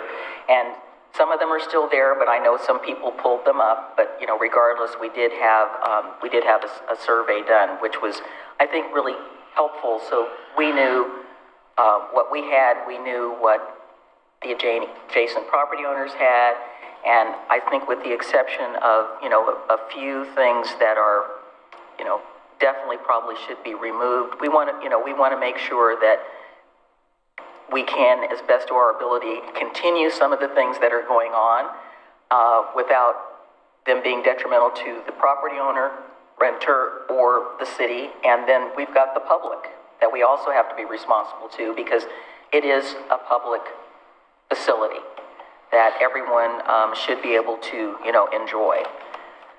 So I think just with this background, I think it's just helpful that we have some more information so that people don't think that this just happened like yesterday, because it didn't. Again, this has been going on for quite some time prior to my tenure on the commission, and I think I might have been one of the people here suggesting, agreeing that the city should move forward with this. Mr. Weisman, you had something you wanted to add before, so we can continue with Alex's report? Sure. I think I'm the rest of Alex's report, but I think that's extremely helpful. And that was one of the things I want to do, is help place this in context, and Tony's done a pretty good job of that. I do want to put 2 other pieces in place that talk about some of the issues that are identified. One of them is, you have encroachment, there's buildings or sheds or other things, and there's some talk about, can we just, make it a permanent encroachment? And the answer to that is really no, because this was originally dedicated to the public. You manage this area as well as the streets and the public squares. in trust for the public. And the result of that dedication means you cannot convert it to some other use and allow it to be blocked, for example. You can vacate it and say, we don't need this portion for the use that we have it, so we're going to renounce our claims to it. So there is an option for you. But to the extent you do not vacate it, you can't allow it to be converted to some other use. Does that make sense? It's dedicated for a particular purpose. And yeah, I think I believe, wasn't the McLoughlin Promenade dedicated back when the plat was filed in 1844? It was part of the original 1844 plat and, dedicated for the promenade. The other thing I wanted to touch on was the indemnity. I know Assistant City Manager Rains has gotten a lot of concerns about the indemnity clause, and I want to make sure that we understand what the city is asking for in the indemnity clause.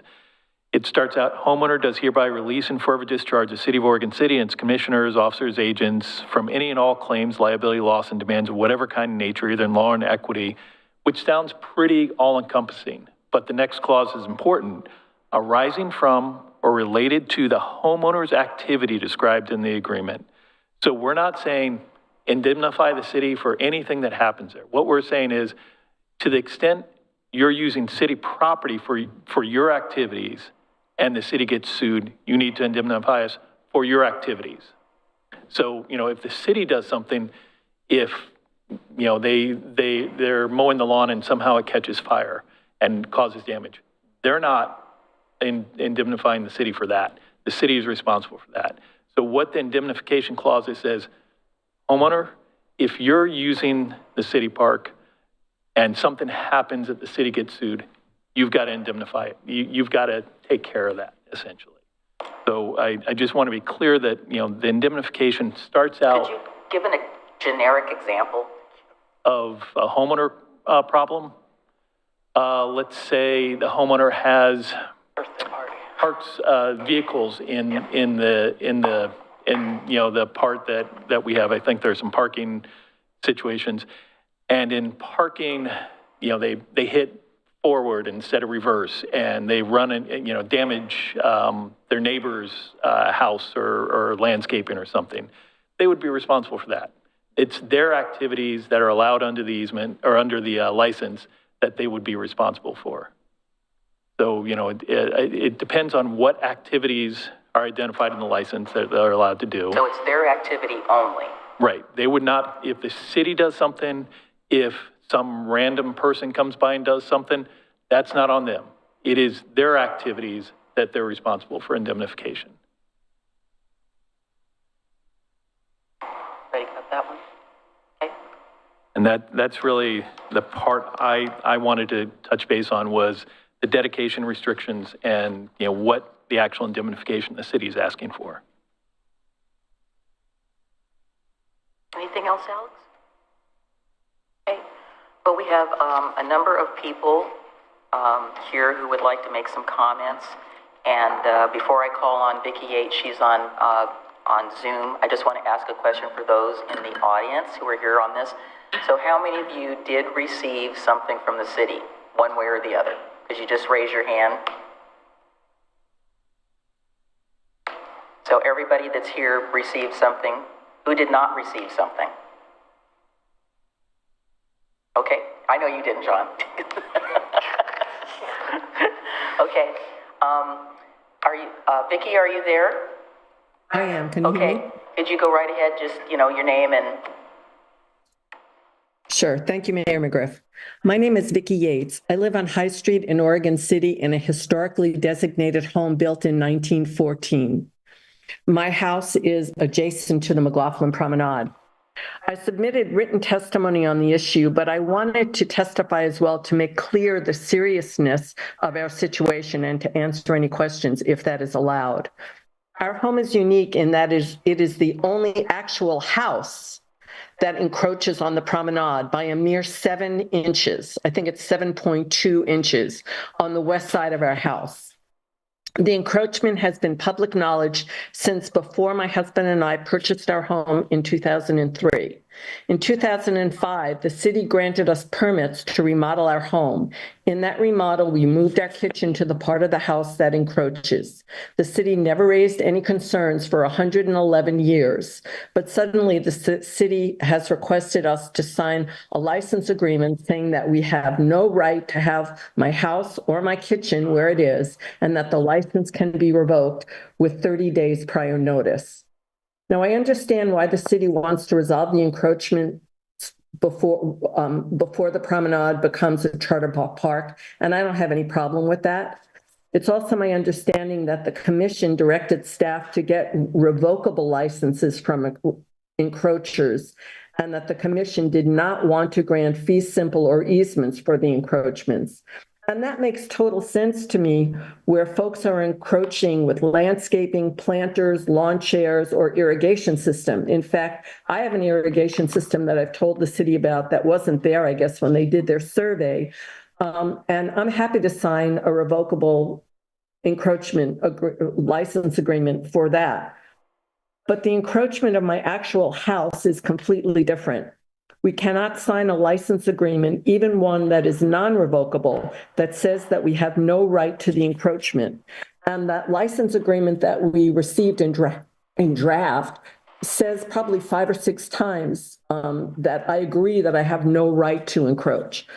We believe that, given the facts here, we do have an equitable right to encroach and have our house where it is, where it's been for 111 years. We can't give up this right.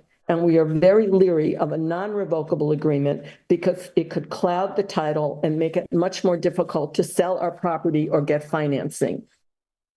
The best way to resolve this in our case alone is by granting an easement or fee simple to the very small 7-inch encroached area, or as the city attorney just stated, we would be open to have the city do whatever is necessary to vacate the encroachment or renounce a claim to that 7-inch area. We would love that. We're happy to pay for the preparation of any necessary documents as well as recording fees. We love our home. We love the promenade. We've been very good neighbors. We've maintained the watering and the landscaping there. And we urge the city to be a good neighbor in return by resolving this in a way that gives us peace of mind and allows us to maintain clear title to our property. So, okay. I'm sorry? I said your 3 minutes are up. Oh, okay. You probably couldn't hear the obnoxious buzzer thingy here. Okay, no, I couldn't. But it's like right in my ear. Thank you, I'm done. Thank you. Thank you. Just quick question, not to answer it, but is this something that was proposed in our discussions with this particular property owner? What she's suggesting? Are you talking about the actual easement or vacating the property? Right. No, so this is new? Correct. So when when we met with that particular owner, she did raise this concern and raised that was felt like a more reasonable solution for her situation. We just simply, expressed back that we were directed to use this specific tool and that they should, she should be bringing that concern to you directly. Okay. So I think that, again, as I stated in the beginning, that I think what we're trying to do is look at each one of these concerns on a case-by-case basis, because nobody's situation is exactly the same as anybody else's. And so we want to try to work with people to try to resolve this. So I think this is probably one of those, sounds to me like it's one of those cases where we continue to have some additional conversation.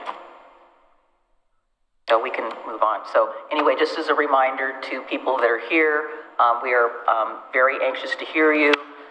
You will have 3 minutes, and we are looking for, an opportunity to try to help, resolve this. We're not really at this point to say, well, it's either our way or the highway. That's not where we're at. So I'm going to call on Greg. If you want to come on up, please.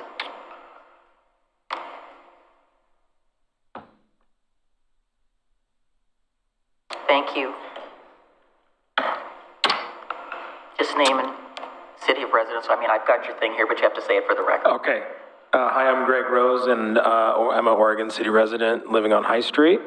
Our property has been flagged as our garage is 1 foot 8 inches into the designated park. And another portion has been identified as being in the right-of-way on 2nd Street. Our garage is 105 years old, and our home is historically significant, and the garage is part of the home's significance.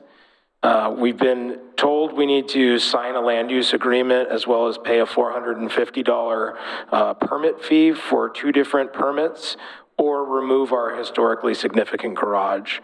The permits and land use agreement are also revocable, offering us no protection in the future. We take pride in being good stewards of the park and city. We work hard to maintain our house and keep the park clean, picking up trash, and investing our time and money and effort in landscaping in the park. Our house is featured on the Oregon City's historical website as a historical structure. The picture on the city's website shows our existing garage in the exact same footprint as it exists right now. We're asking the city leadership to consider a more community-minded and common-sense approach regarding the charter park process. I think I speak for many of our neighbors when I say that the correspondence from the city regarding the encroachment feels accusatory and punitive. We bought our home with the existing structures the way that they are, and we haven't done anything to change that or encroach on the park. I feel the city could be handling this situation with a little bit more transparency and communication. For example, communicating directly with residents, I think would go a very long way. And just being a little bit more community-minded for the people that live on the promenade and help take care of the promenade on a daily and weekly basis. This is the first time we've had an opportunity to discuss this issue with city leadership. And it's a big deal for us residents. It impacts the homes that we love. And we care about our neighborhood and the McLoughlin Promenade very deeply. So thank you for your consideration, and I appreciate your time. Don't leave. I just have a question. So how many times you said that there was no communication?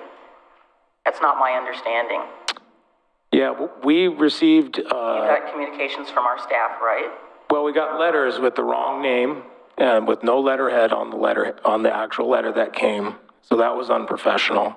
Oh, I saw the letter. It was sent on letterhead. It was not on letterhead. I can show it to you. There was also no time for this meeting on that letter either. That wasn't part of the process. The process was that we asked staff to contact each of the property owners, and legally we have to do it by U.S. mail. Right, but you should have the correct name on that. Well, that's from the assessor's office. We get our information from them. Okay.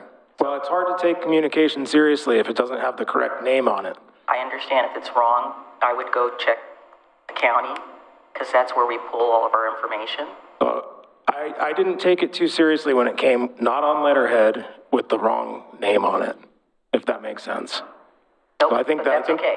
That does not make sense to you. No, but that's okay. It doesn't have to. I'm writing down what you said. Okay. So, it just seems unprofessional is all. Yeah.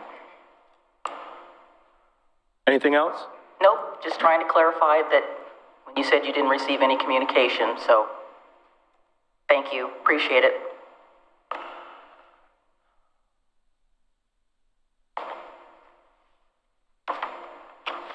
Okay, Jim Nacita.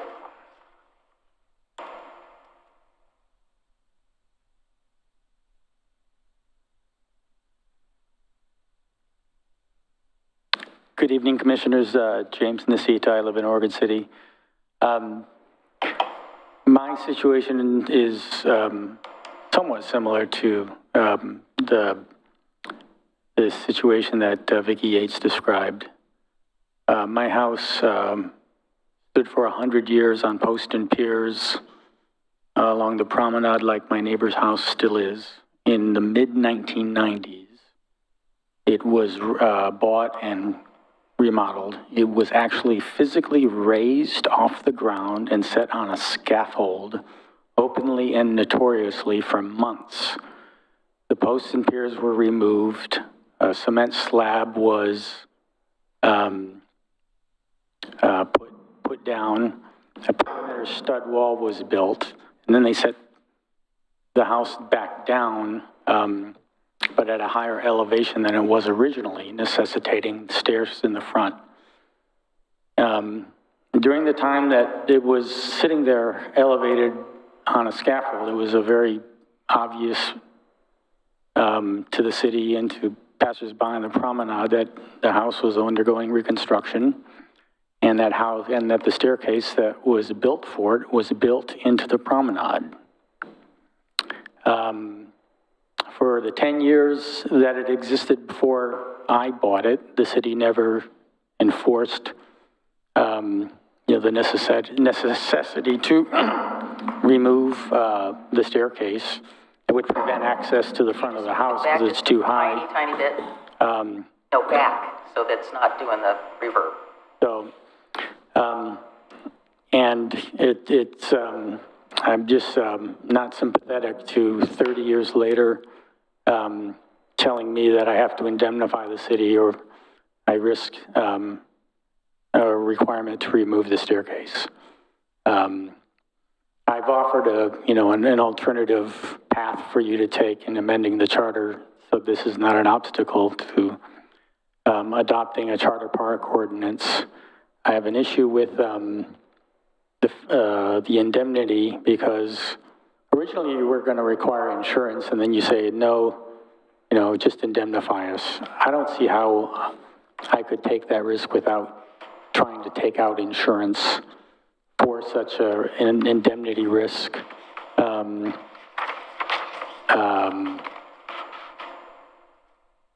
And, given the fact that the city owns the property in front of my house, and I've never seen a city parks person in the 17 years I've been in the house take care of the city's own property, and I've had to expend a lot of money to do that myself, I'm really not sympathetic.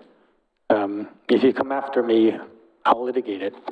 I think I have a pretty strong case. But like I said, I've shown you another path. I'm not sympathetic to the path you're taking. So, thank you. Thank you.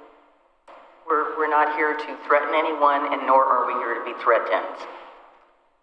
So, David.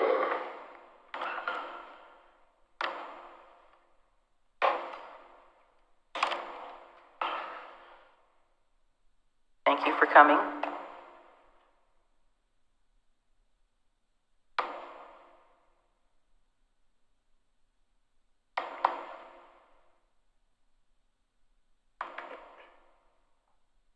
Go right ahead whenever you're ready.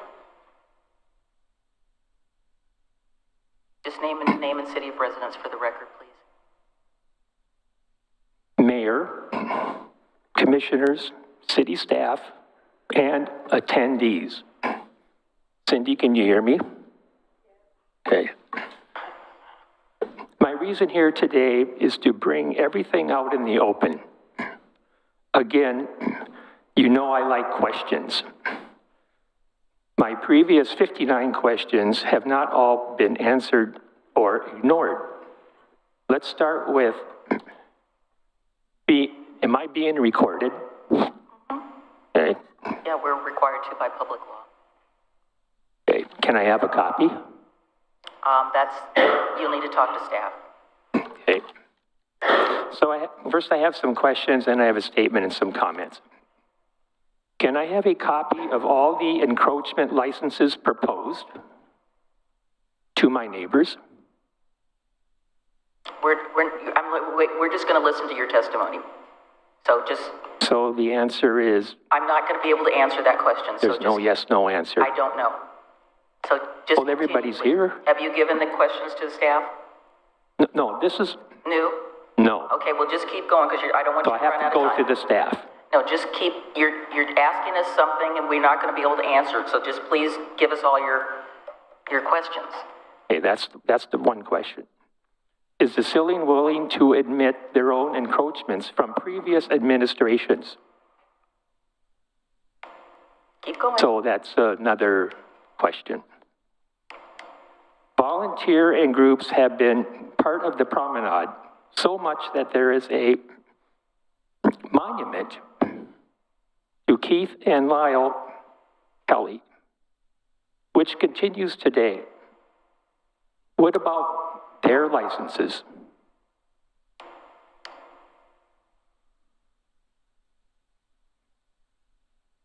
The buyer for my house has other ideas about buying a house with a license attached to it. This could potentially kill the sale. It could be a fence, lawn ornament, or some type of vegetation, all easily removed. What happens?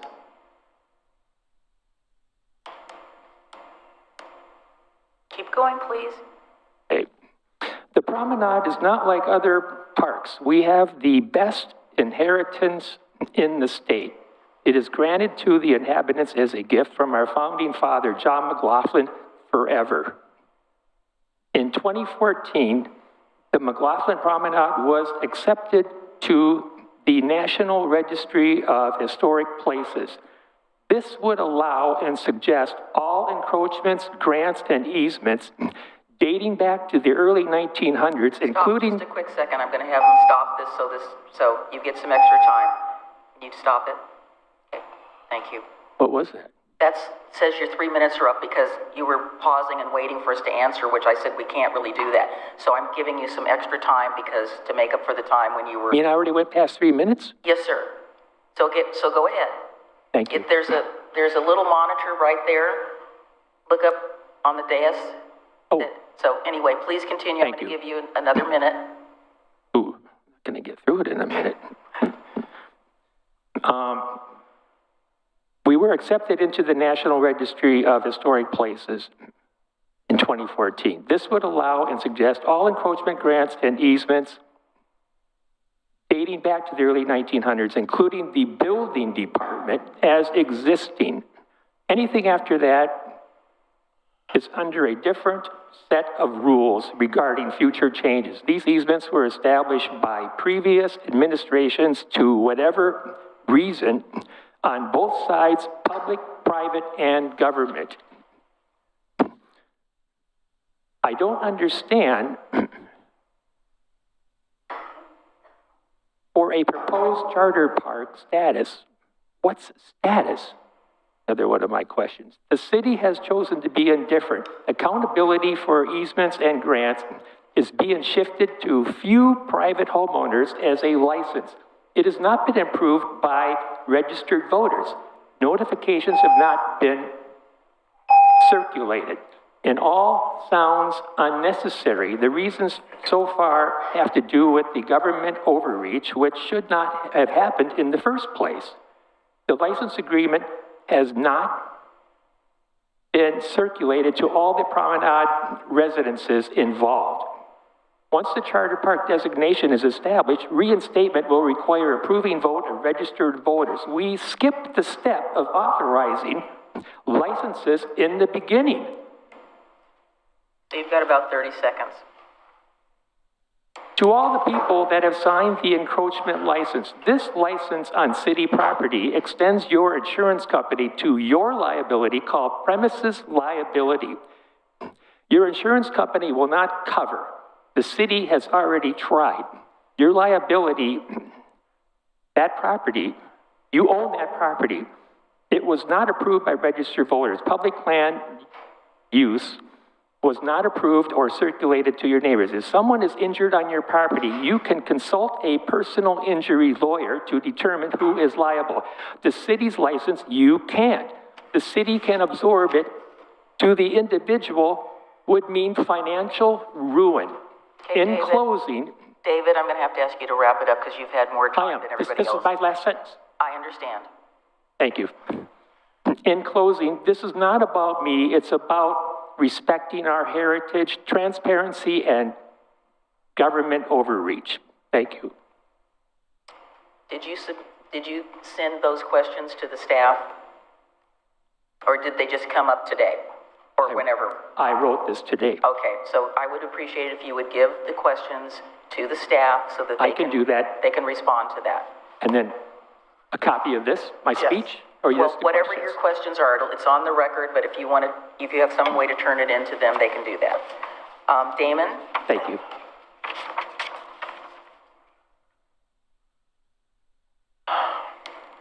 Greg, you gonna come up here and keep them company? I so you're going to come up and keep them company.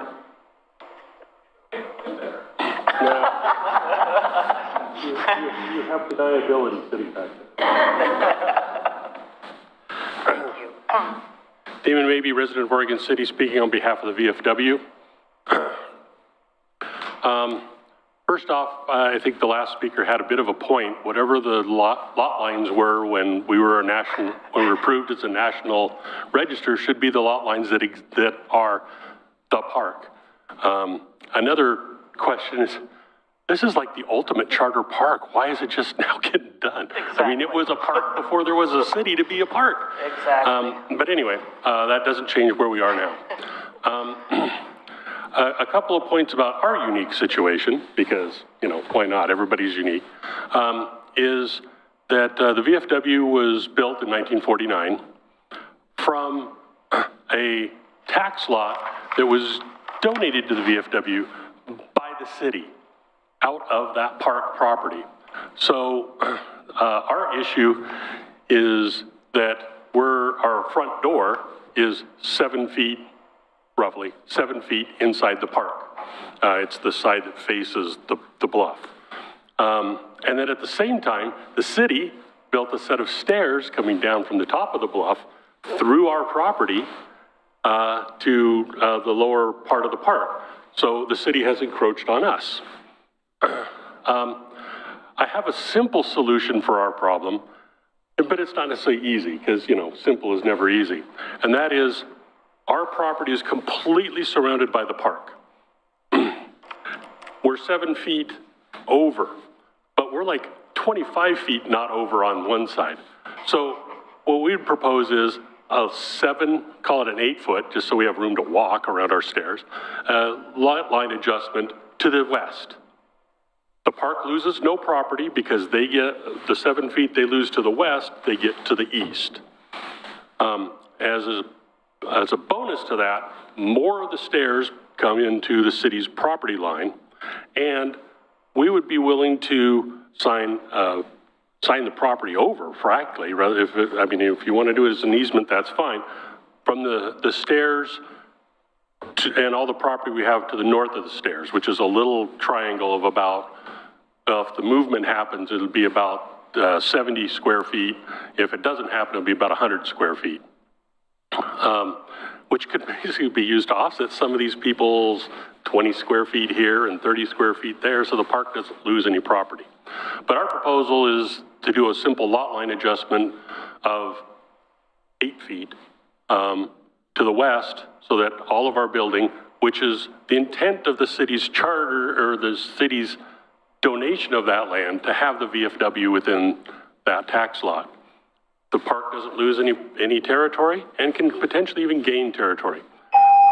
Really quickly, we've signed the license, but we're not, your license is revocable, the easement you want is permanent and irrevocable, and no, it's going to be a quid pro quo on this. So anyway, that's it. Like I said, we think we have a simple problem, not necessarily an easy one, but a simple one. Thank you. Thank you. Sounds like it's something that we can still work out. I'm going to do something a little unprecedented. I know there's some people in the back row that have property on the promenade, particularly the gentleman sitting behind John George. I would like to give you the opportunity to come up and talk about your specific situation. I also see a couple of other people that I know have property on the promenade, and I would appreciate it if you would like to come up and talk about your specific situation. Because if we don't hear from you, then we don't know what the situation is. Mayor, you have someone online who's been waiting as well. Okay, well, hang on. We'll get to them in just a second. I see you, John. Hang on. So if you don't know who John George is, John, raise your hand. So I'm talking about the gentleman with the baseball hat on. I don't want to. So I'm just giving you, I'm going to go call on John here, John Rand, and then please think about coming up and chatting. John, are you ready to get on? Okay, take yourself off mute. There you go. All right. Awesome. I think I'm off mute. Can you hear me? Thank you for being patient. Thank you. So our house is also on High Street, and our encroachment is John, can about you just 3 say your name feet for the record? of our. John. I'm sorry, my name is John Rand. And my wife and I are the owners of 503 High Street. And our encroachment appears to be about 3 feet of the terrace that fronts the park is over the lot line. Our house is one of the oldest houses in the state of Oregon. It was built in 1881. It has not moved since that time. So whatever lot line problems that are associated with the house have been there for 143 years. It's not clear to me why this activity is required now. I'm not certain I understand the significance of a chartered park, but as a practical matter, if there has been no problem with lot lines before, why are we creating a controversy now? I do disagree with the reading of the indemnification provision, and the copy of the contract that we were given related to our property.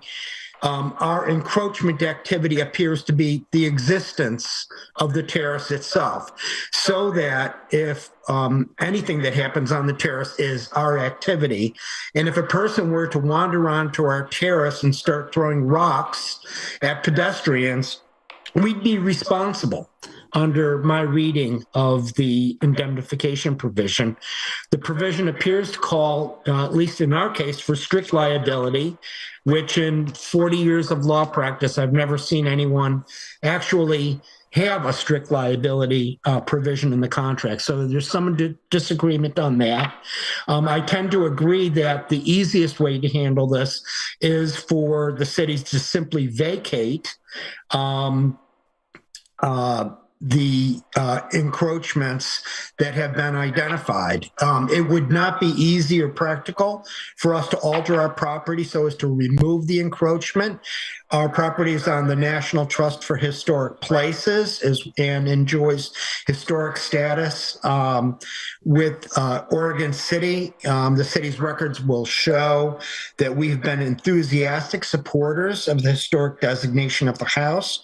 We have done a lot of painstaking and loving restoration work on the house and the adjacent gardens.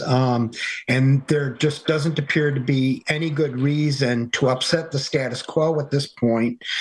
And in any event, the indemnification provision and the legal fees provision in the agreement is something that we simply could not responsibly sign. Well, I'm personally familiar with your house because I was friends with Ed Latterette for many years and know many members of his family. So, okay, thank you so much. Appreciate it. Folks, come on up.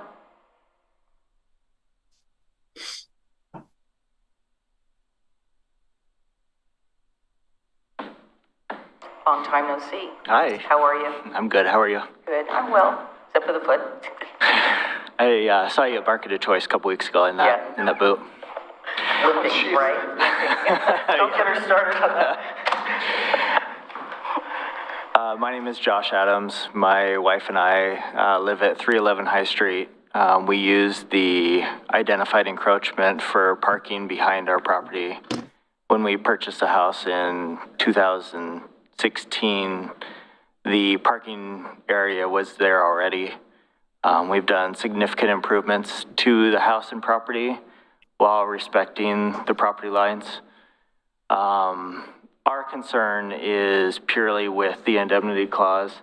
I know you specified at the beginning that that it pertains only to the homeowners, but the way we interpreted it and read it was that anybody, and I believe I spoke with Ms. Raines earlier as well, and she had said that it pertains to anybody that crosses that property line or that area of encroachment would be our responsibility.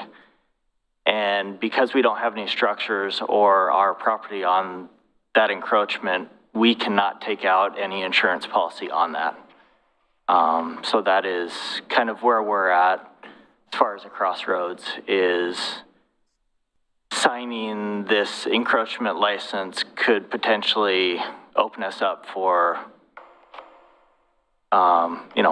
eventually going bankrupt if somebody were to sue and we were held liable for somebody we don't even know that tripped over gravel, hurt themselves, sued the city. That is our concern and where we stand. So. Okay, when we get to our discussion, we'll have our attorney answer that question. Yeah, of course. Thank you. You're welcome, Josh. All right, going once, going twice. I don't want to be accused of not giving people an opportunity, even if they didn't sign the slip, to speak. So if you have something to say about your property on the McLoughlin Promenade, I'm giving you another opportunity to come up and talk to us about it. Can I ask a question? Nope. Can't ask a question from the audience, I'm sorry. You can come and talk to one of our staff or something to that effect. Okay. I tried to be really reasonable and generous here and give everybody the extreme opportunity to come up and talk about what's going on. Okay, so let's move into discussion, and staff, if you would try to help us navigate through this. Does someone ask, do you have a question for them, the staff? Comments. Or comment, okay, go ahead.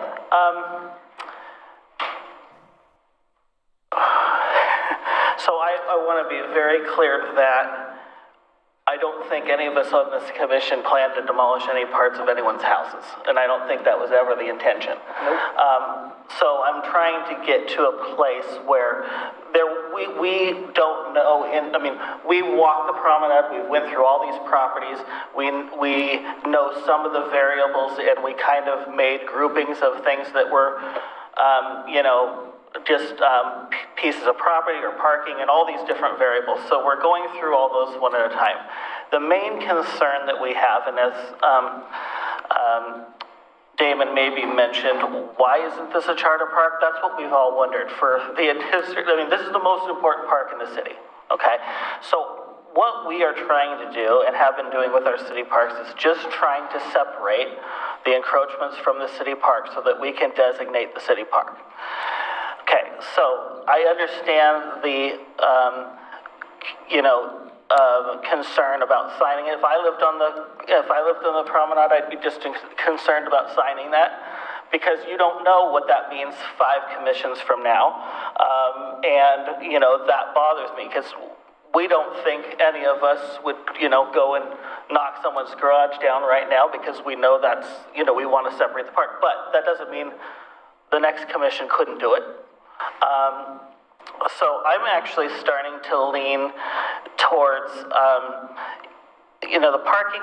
I don't know which section you were talking about, the citizen that was talking about parking. There is certain sections where I know very specifically that I mentioned where streets have been put in or driveways have been put in by the city, and there's no possible way that we could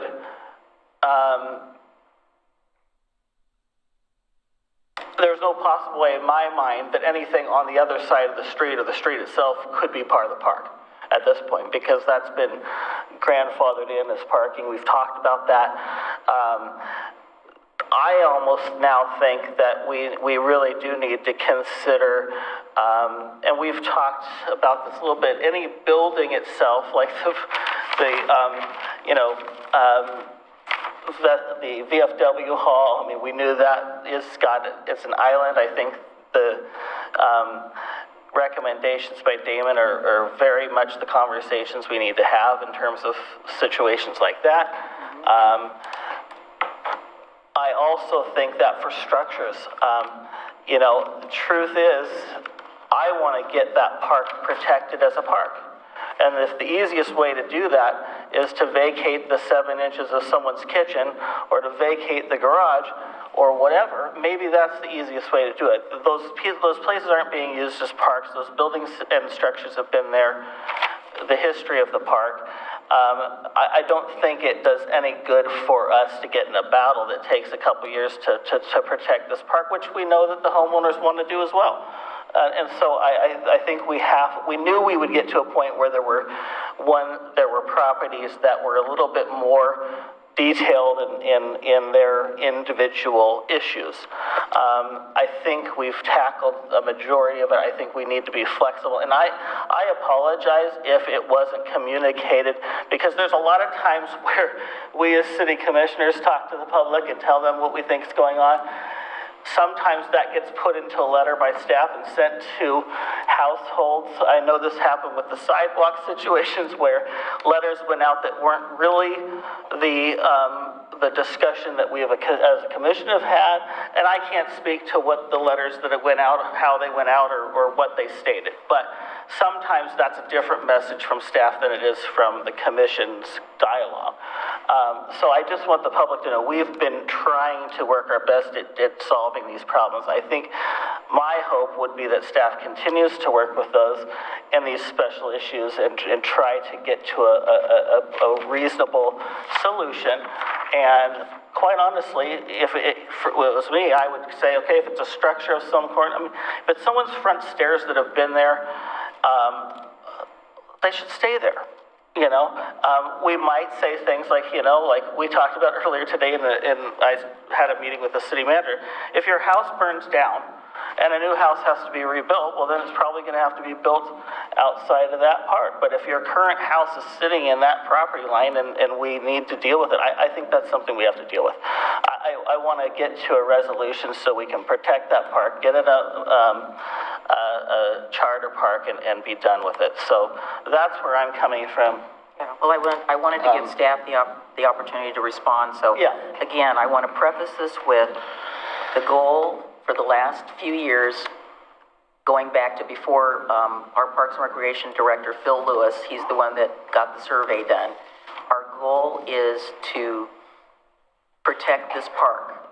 Our other goal is to work with each of the property owners on their specific situation to try to resolve it. We're not trying to be heavy-handed. This is not a land use action. David, you mentioned Keith and Lila, and I worked with them. I have been on and off a volunteer on the promenade. That has nothing to do with this. We got permission. The city gave permission to put that sign there to honor them because they did maintenance. It had nothing to do with a structure or anything. They were volunteers. There are other people who no longer live on the prom that were also volunteers. And so that's completely separate. And then let me also make a comment, since this is my area of expertise. Putting the promenade on the National Register of Historic Places does not in any way grant the adjacent property owners any rights. It basically says that this area, as designated in our plat, is significant, and the reason that it is significant is because of what it is, where it is, who designated it, and all of that. Again, it's a separate issue from your properties. It does not grant anything in terms of where the property lines are for the promenade and all of that. It's your property is your property, or if you're renting, your rental property is where the property is. So those things are separate. We only have a couple of houses on the promenade that actually, let me see, one that's on the National Register, and that's this Charles David Latterette house. So those are a couple of those things. So in my opinion, I think everything that we have heard can be resolved, but it takes two people to talk.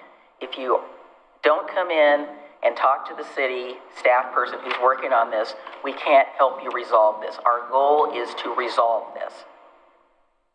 The community wants this park protected. We went through the same thing with Waterward Park. We had some issues with some little encroachments of where people thought it was their property and it's really not their property, but we're going to work this out. Our goal is to work this out. So believe us when we say that is our goal. So if you have not taken the opportunity to talk with our staff, please take this as an invitation to do that. Alex is here. she can get back in touch with you, or you can get back in touch with her, sit down and talk about this. And Josh, I do have to have you fill out one of those little slips before you leave, so you can give it to Evan. So staff, could you kind of respond to some of the things that you heard, that maybe there's a simple answer that we aren't, Mr.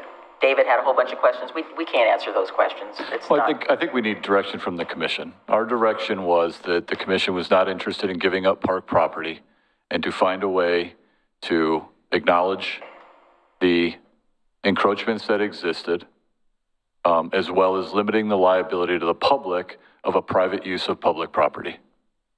Okay, so if that's changing, if we want to go towards some type of an easement, or if we want to do lot line adjustments, it'd be helpful to have that direction, because that was not the previous direction that we had. We understand.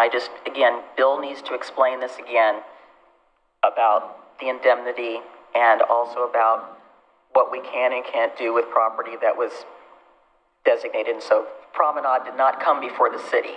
The city was incorporated with the plat at the same time. So the Promenade didn't exist per se prior to 1844, but it did exist as of the date of our incorporation. Yeah. So there's still, in my mind, when I wrote in my notes here, there's still confusion about, Josh said, well, it applies to anybody that does something on their property or where they're parking. I mean, it's our property, but they're parking there. Yeah. I think Tony said it fairly well that, what the direction we got was, if people are going to make private use of public property, they should be responsible for things that arise out of it. And that's what the indemnification clause is designed to do. I read the language. It's about activities that are a result of the private ownership, private use of it. I don't pretend to be an insurance law expert. I don't know what's insurable, what isn't, and whether that is, to the extent I were doing something with my neighbor's property that could potentially cause, significant damage to me, I would think twice about doing that. But that's, there is also the expectations people had when they bought the property and did not know of this issue, although, they probably almost certainly had a survey of some kind. So there's a lot of stuff wrapped up into that. And it really is, in terms of indemnification. Well, let me start the other way. I think the initial thing that the city manager said, the direction was we don't want to give up park property. If there is some willingness to talk about, in certain circumstances, where there are buildings, where there are other things, giving up property, that changes a number of things. First, in terms of lot line adjustments and easements, those are problematic because of the dedication. So there's two ways parkland can be protected. One is dedication. When property is dedicated, it's got to be used for that purposes, and you do it in trust. In Oregon City, we have an additional level of protection, and that's charter park, and whether it's a dedicated park or not, the charter adds additional things. A dedicated park, we can sell it, we can grant easements as long as they don't interfere with the purposes. But the designation of the charter park puts an end to that thing. So they're kind of the old Venn diagrams. There's a lot of overlap, but there's different things that dedication does and designation does. So to get back to the extent we want to vacate the dedication prior to its designation, easements don't work because it doesn't get rid of the dedication. So we'd have to vacate if we're going to try to do that. And any vacation resolves the indemnification question because it's no longer private use of public land.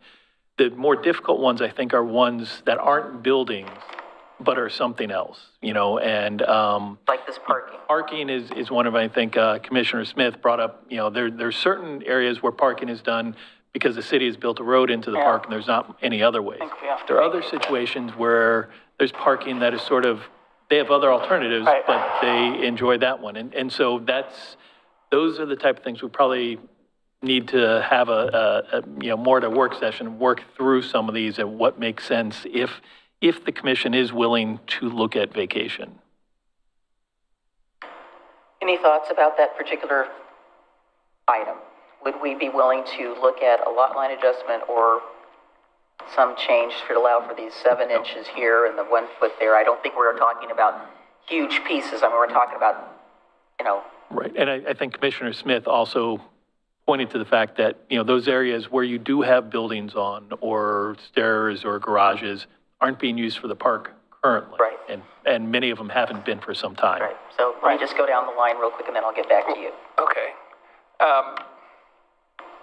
Just philosophically, I'm opposed to the idea that publicly owned property, park property, is being used for private use.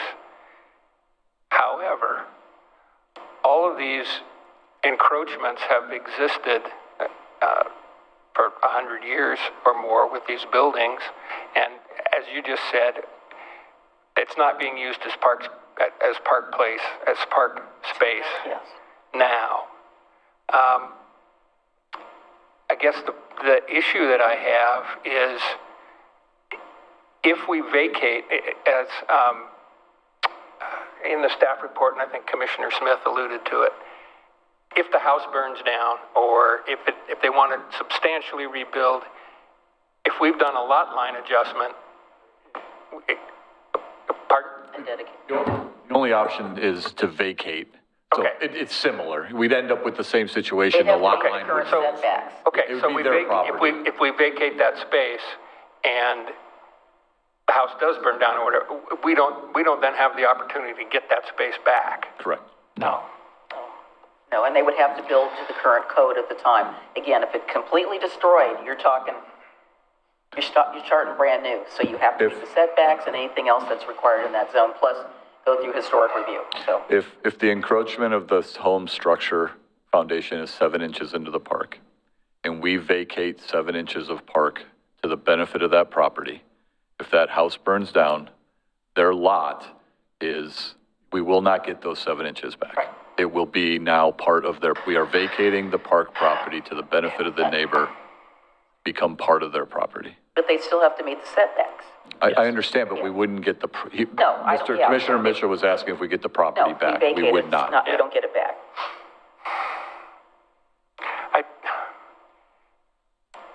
I think I'm more willing to consider giving up the park space for existing buildings than I was before tonight. Yeah. So Okay. I think we probably, in those limited situations where those encroachments really go back to a surveying error, probably, some guy eyeballing it and driving a stake in the ground and saying it's good because it happened 75 years ago or 100 years ago or whatever. It really isn't fair. We're, 2 or 3 property owners later. So I'm more open to that now. I think we probably, in those cases where it's buildings or structures that we need to work on a case by case with the possibility that we give up a little real estate. Adam?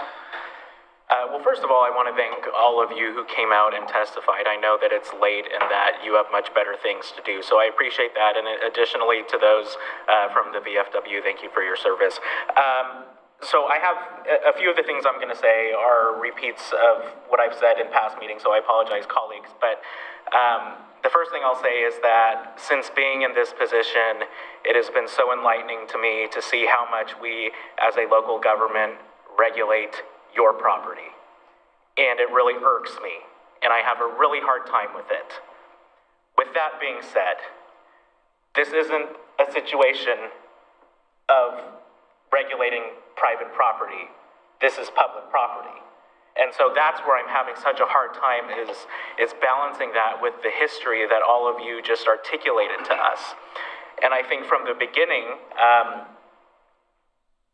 there were none of us who wanted to pursue the route of asking for demolition of certain structures, and clearly that's where we still are today.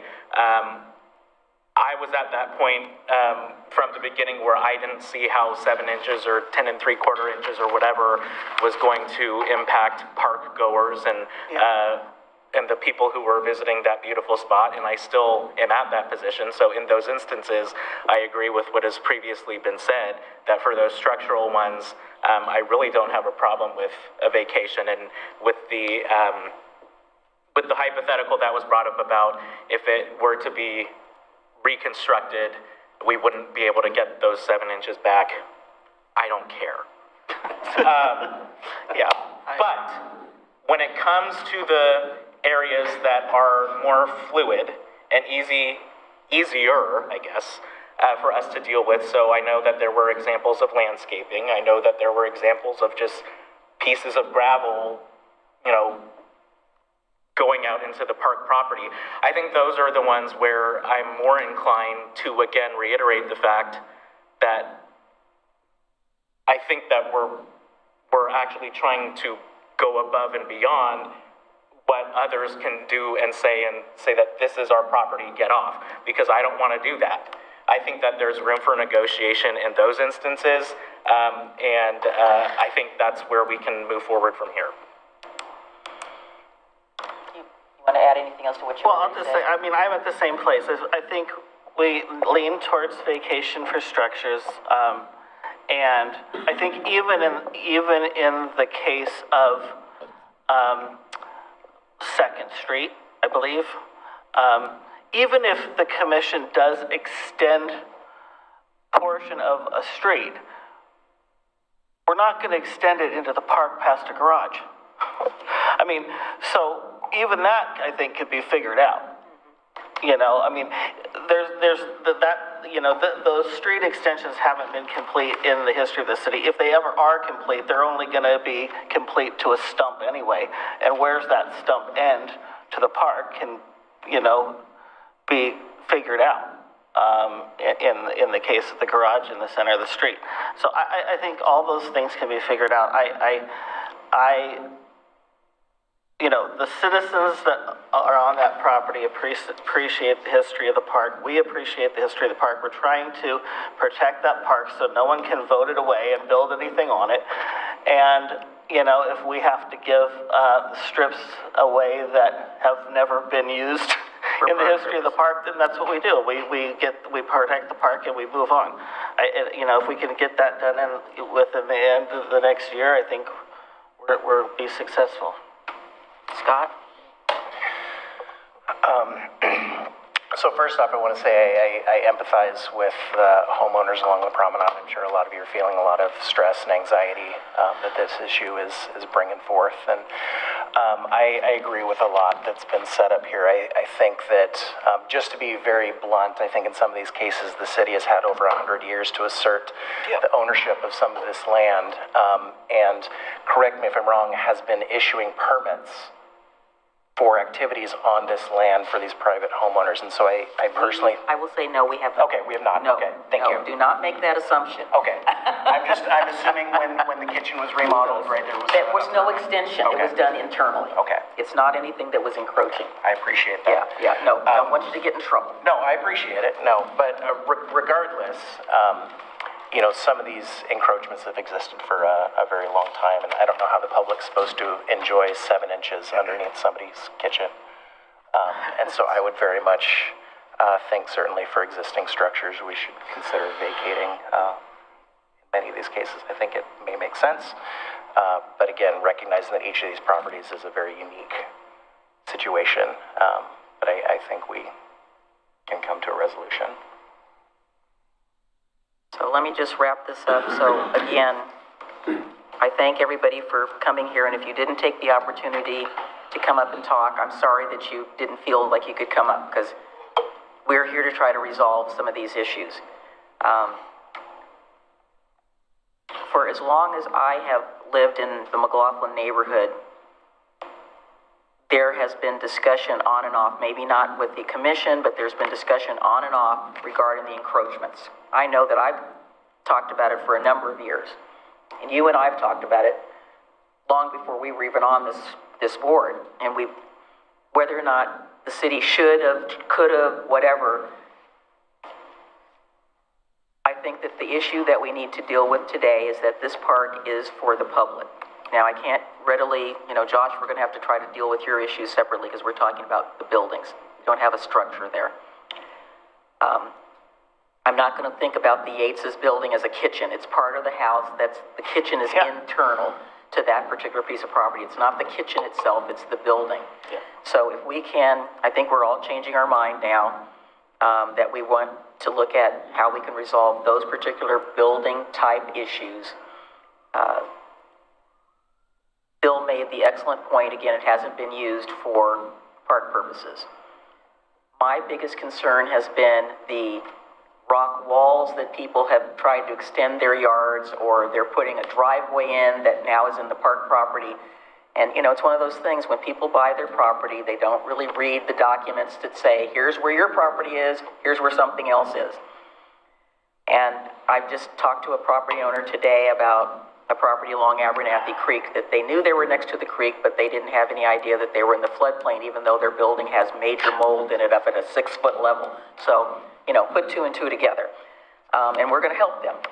So I'm hoping that people will be willing, once the staff gets this solved, figure out how we approach this, that they will be willing to come and talk to the city. I'm not singling out John's property, but where the landscaping is on the McLoughlin Promenade, I know when I moved here 6 years ago, that was in there. I will have to tell you, knowing Ed Latterette like I knew him, I would say he probably had some idea that he was landscaping the promenade, but again, that's a separate issue, and it's conjecture because we can't ask him. I don't think the city's asking for it to be torn out. But that's a unique, separate situation, the parking issue. So I think what you're hearing from us is that we'd like you to move forward with trying to resolve the property issues with the 7 inches here or the whatever. And it's, you know, the solution that Damon came up with, that we're exchanging some property, then let's try to do that. I want people to understand that we have heard what you said. We're trying to resolve this.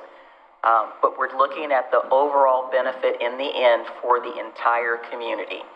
This is our city park, and I say our, I mean everybody, all 38,000 of us, it's our park. So we want to make sure that you continue to enjoy your property, and, you know, we don't hopefully have any further encroachments. I know you asked a question on here about the boat storage and, you know, when the renter moves, my concern about that is I understand the person is elderly. When is that going to be? I don't think we should have people storing their personal property on city property, and I'm just trying to figure out how we can resolve that. Is the shed on 2nd Street, is that one of the people that came up and talked to us? Yeah. Okay, so that we can take care of that. Then somebody needs to get you said somebody needs to get a right-of-way permit? Or that's bullet point number 1. Well, that's in order to remain in the right-of-way, a right-of-way permit must be approved by the commission.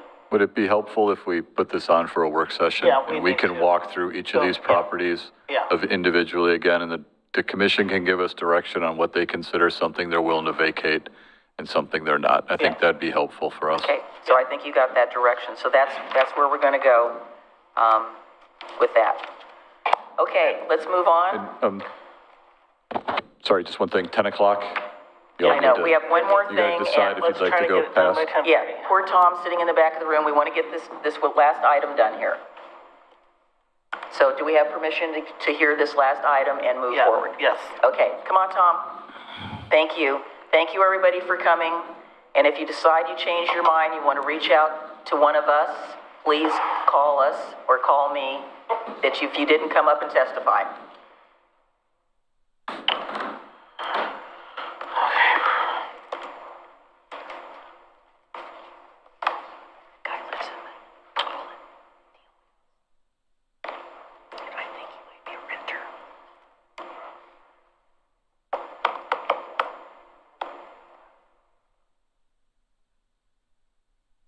Anytime. Right, for the record, Tom Kissinger, Deputy Parks and Recreation Director, here to discuss a pre-application to the Metro Nature and Neighborhoods Capital Grants Program. Thank you. For park improvements at end of the Oregon Trail. So really appreciated the presentation that Corinne and John George gave tonight. This kind of goes in conjunction with that from the funding aspect. In some of our discussions, we've really looked at how to strategically leverage this partnership in order to apply for grant funding, and this would be an opportunity to focus on kind of the exterior portion. Since the exterior portion and the landscaping of the event space, the parking lot, all of those types of components are designated as a park. They are typically we can typically apply for park-related grants to make improvements. It's one of the sites from my first tour of the city parks. I noticed a lot of the uplift in the sidewalks, some of the accessibility issues that we have there. It'd be really nice to do some improvements in there. And so this grant program is a good fit for some of that work. And some of the projects that Corinne and team have in the works coming up could be eligible match to the point where maybe we don't even have to have a city general fund contribution for this grant. There's also, I believe there was a work session or a discussion in the recent months about some work that's going to occur along Washington Street and some sidewalk improvements there. I did speak with Dana, our Public Works Director. That money is federally funded, so it would also be eligible potentially for match since our improvements focus on the sidewalks, and it would just be a continuation. Their money would not be eligible to use in the kind of park space that's typically separated in federal road funding. But since those two things are happening concurrently at approximately the same time, there's an opportunity to leverage those funds as well. We do have a design meeting, kind of an initial kickoff with an architecture and engineering firm, just to review the site, see what's even possible there. We'll invite EOT staff, park staff, and some of the recreation team members who work with events to look at the site and provide ideas. And if we are successful in this pre-application phase, we'll bring a grant application back for your review and approval sometime in April before the submission. And with that, I'll open it up for questions. Are there any questions?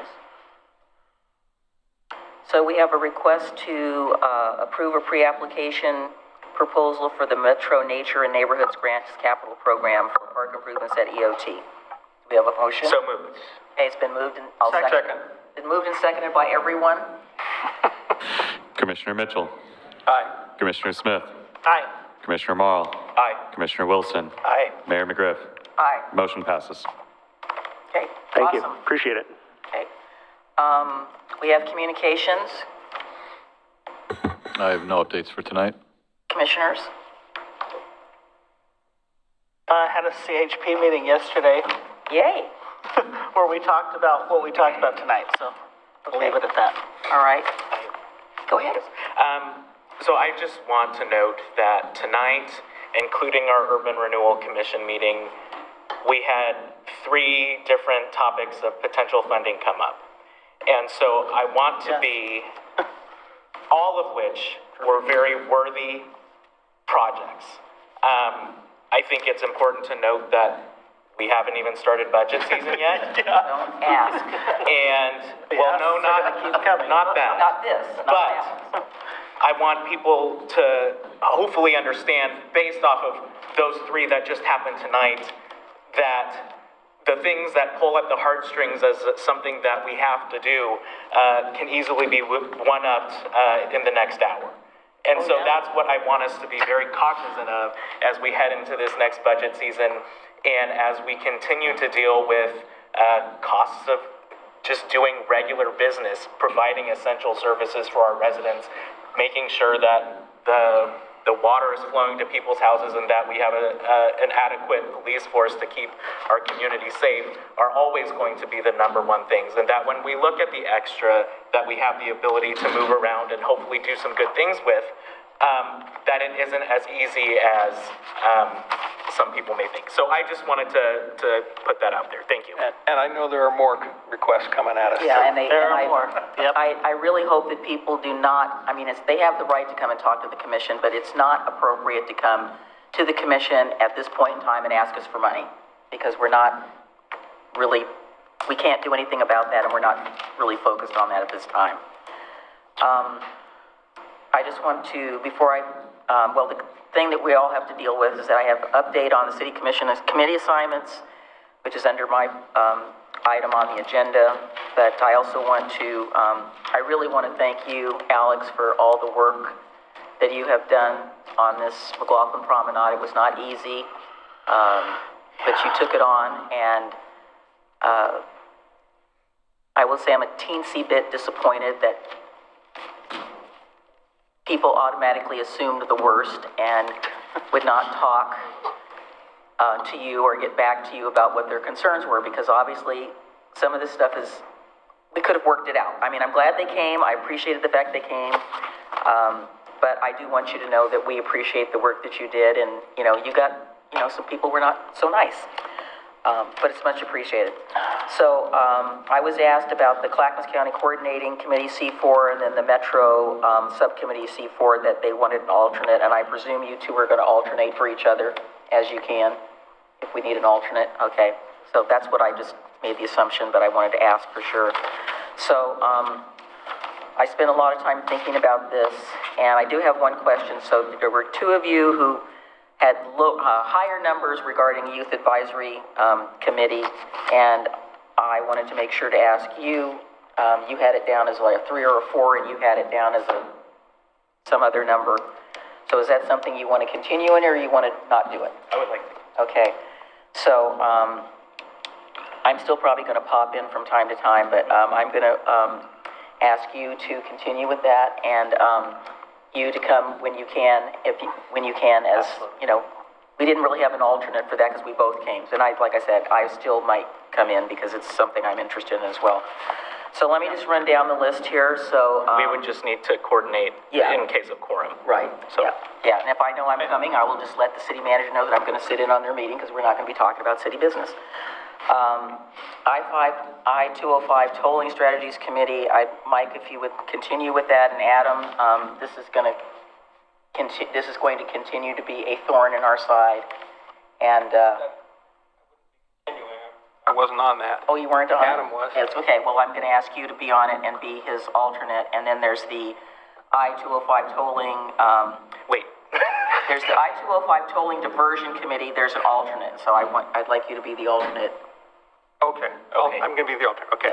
And you're going to get all of this down. And it currently isn't active, but I'm sure it's going to rear. It's not like we all will be tracking this. We will all be involved in it some way, because I've been talking. Obviously, I represent the city on impact. I've been talking to people at the Metropolitan Mayors Coalition.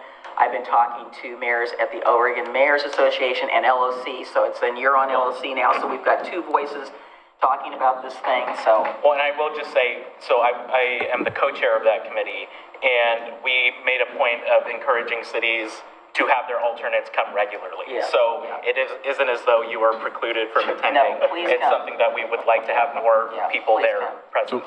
So just to clarify, the I-205 Tolling Strategies Committee is Adam, Commissioner Morrow, and then Commissioner Mitchell as the alternate. Is that correct? Yeah. Right. Okay, and then flipped for the diversion committee? Is that correct? Or If that's. The diversion committee does not exist anymore. it's just done, it's No, gone? it was renamed to the one that All we right, just good, talked so we about. can get rid of that. Okay, let's cross that off. Okay, Clackamas Heritage Partners, that would still be Rocky Smith, and I'm going to continue to be the alternate.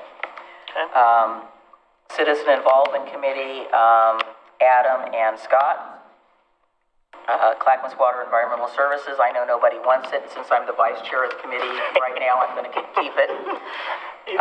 Destination Marketing Management Organization, Rocky, and I would be the alternate. Okay. In case you can't come. Downtown Association, I'm going to continue to serve on that. Mike, alternate, please feel free to come anytime. Homeless Solutions Coalition, Scott, and I would like somebody to be the alternate. Anyway, because I know that you are interested in that topic. Some of us have a very long history with everything that they are doing and are going to do. So we'll figure out who that'll be. Impact, I'm still going to stay on that, and it can either be Mike or Adam who want to be the alternate. I don't miss many of those because, anyway, sorry, don't mean to disparage our friends at Metro. They're long, very long meetings. And South Fork Water Board, I'd like to appoint Mike Mitchell, but I would like you, Adam, to be the alternate, because if I can't come, I want somebody else from Oregon. There's nothing in our charter for South Fork that say we can't have alternates, so I'm asking for an alternate. And Hold on, you're going to be an alternate. Aren't there's the mayor position and then Right. 2 more? Right. Well, he's already on it. Okay, Rocky. so Rocky's going to stay on it. Yeah. Okay. We had a couple of situations during the time that Frank was ill. There were like 4 of us there, and that made me really uncomfortable. I mean, the thing is, in 2025, this year I will be the chair of it. We switched it with Rocky. Roy was chair last year, so I'm chair this year, but if for some reason I'm unable to attend, well, I want somebody else from Oregon City to, because Rocky would, why do I want to keep calling him Rocky? Roy would be chairing in my absence anyway, but somebody needs to be there. Okay, well, I will just say, so this was a committee that I had asked to be considered for quite a while ago. Everybody has to be considered for it. That's true, but I will just say that as someone who deals with the issue of water in my professional capacity, I think that it is something worth contributing to this committee, and having realized, having attended the last couple of meetings, that communications are going to be a central focus of this committee. Having had professional experience in that capacity as well, having helped several members sitting up here get elected, I think that those are experiences that would be immensely helpful in this position. I know Commissioner Mitchell was just elected to a 4-year term. Like you, I will be done in 2 years, and so I would appreciate before the time that I'm done to have the opportunity to sit on the board.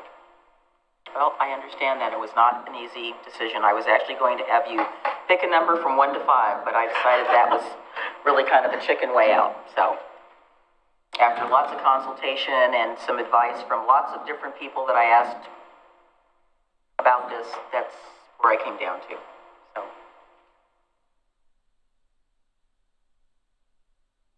drive safe. So A youth advisory? Oh, okay. I missed that, sorry. So there's sometimes when he couldn't come, and then, I was going anyway, but, sure, I participated and went.